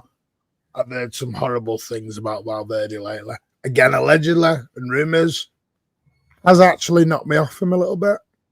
Did you see the video of, I think it was either one of the Hernandez, I don't know if it was Teo Hernandez, and it was supposedly like, I don't know if it's laughing gas or whatever, but they had these parties and stuff. I saw this on I think everyone's been said to have been at that party. Oh, the Donnarumma stuff. I was gonna say, as I started talking about it, I was like, I don't want to open this door. I don't want to do it. Maybe next time. I don't know how shit. Listen, I said this to Trev earlier. Sit here in a cup final week. Yeah. Well, there was a video that showed Teo Hernandez, but you didn't see anybody else. It was a bunch of women. Yeah, that's what I mean. I couldn't name players there. You know what I mean? It's hardly Thomas Partey level. Listen, I know this for a fact because my brother went out clubbing with them in the 90s. Nicky Summer, King Cladser, etc. And Trev might remember this, but there was a club called the Press Club that was down Deansgate. My brother used to frequent the Press Club with some of these players because he owned the club, and one of his closest friends was an agent called Scott McGarvey. Now, some won't know who Scott McGarvey is. Scott McGarvey was an agent, an actual football agent. He used to go in my brother's club in Salford, and he used to put £500 in a slot machine where the jackpot was only £250. Wow. Which was a bit wild because it was like he just wanted the flashy lights. Yeah. And he's a Scottish guy, Scott McGarvey. He got him in, and he went out with Nicky Summerby, King Cladser, and Lee Sharp, and all them. And I won't say it, but some of the stories, honestly. If you think what footballers got up to now is bad, you should have seen that. Yeah. And anyone I can only imagine being Lee Sharp. Trev's probably heard half the stories. Lee Sharp, that is actually they were naughty boys, and they like recreational time. Let's put it that way. I was gonna say, I think one thing that's a positive. Players are taking care of their bodies a lot better now. Yeah. They're not doing a lot of the things that they used to do. I've heard, again, just reading and watching and listening, people talking about drinking right before, after games, and just the kind of the way that they just took care of their bodies. And exactly. So love these stories. Yeah, the manager used to give out a slice of orange. And it's not just this, because even in the U.S. sports, you would play football or baseball, and you would come into the locker room, and they call it, they just like vitamins. They just have a handful of pills and stuff that they would take. So it's not unique to England or to football. I'm going to tell you an old Man City joke, right? This is the joke, because Lee Sharp was like 17 when he started getting in the first team at United, and the joke at the time was, who is the first Chinese footballer to play for Manchester United? And the answer was young Lee Sharp. Because everyone only ever, it wasn't a funny joke, but it was a joke at the time. Because everyone always referred to him as Young Lee or Young Lee Sharp. So that was the joke. Did you see what Brian Clough did with some of his younger players at Derby? Go on. If they were nervous at half time, I gave him a whisker. Calm down, lad. And you used to call it, because that's where it came, medicinal. Yeah. Calm me down. It wasn't that was the calming agent. Have a double whiskey, that'll calm you right down, lad. It's probably true. If you're going out in front of 40,000 people and your knees are twanging together, get a double whiskey down your lad. It'll warm you up and it'll get you going. Works for me still. I'm 62. Some of the way football was in the 40s and the 50s. Jesus Christ. You used to have a fag and a whiskey at half time. Let's go, boys. I remember sitting in that. I know you want to end. Just Joe Royal. Oh, Joe Royal's team. Manager, not the player now. Manager. He used to let his lads have a tipple or three. Put it that way. He wasn't shying a night out, was old Joe Royal with his lads. Richard Dunn. Andy Morrison, Spencer Pratt. I've interviewed Spencer Pratt. One of the greatest players I've ever seen in my life was called John Robertson, and he played on the left wing for Nottingham Forest under Clough. And he used to have a cigarette at half-time and often a pint. And that's a fact. That's in all the biographies. But one of the greatest players I ever saw. He's just an incredible player. Yeah. All right, we are actually going to end. We are going to end. I got to get out of here. I got to find some food. It's almost 10 o'clock at night, and I haven't eaten yet. No, but big up yourselves. W's in the chat for the chat. Thank you all. 501. Come big on. up to each and every one of you for helping me get there. 502 is what I'm looking at, actually. So are you going to monetize now? Thank you. No, I don't think you can monetize till you get to 1,000. Yeah, you can at 500 now. 500 you can. Okay, I'm on the road to go. 30. Oh, get back, kids. I'm on the road to 10K. If anyone wants to help out, reaches at 10K. Yeah, go ahead. I know that's going to sound like I'm taking the piss here. Nah, it's good job LB ain't on because LB's on 40 odd, so I'm way behind. Is he at 40? So I don't get offended. You know why? Because I've been on your show. I've been on LB's. I've been on all of them. So I'm going to take just a small little bit of credit for helping you get there.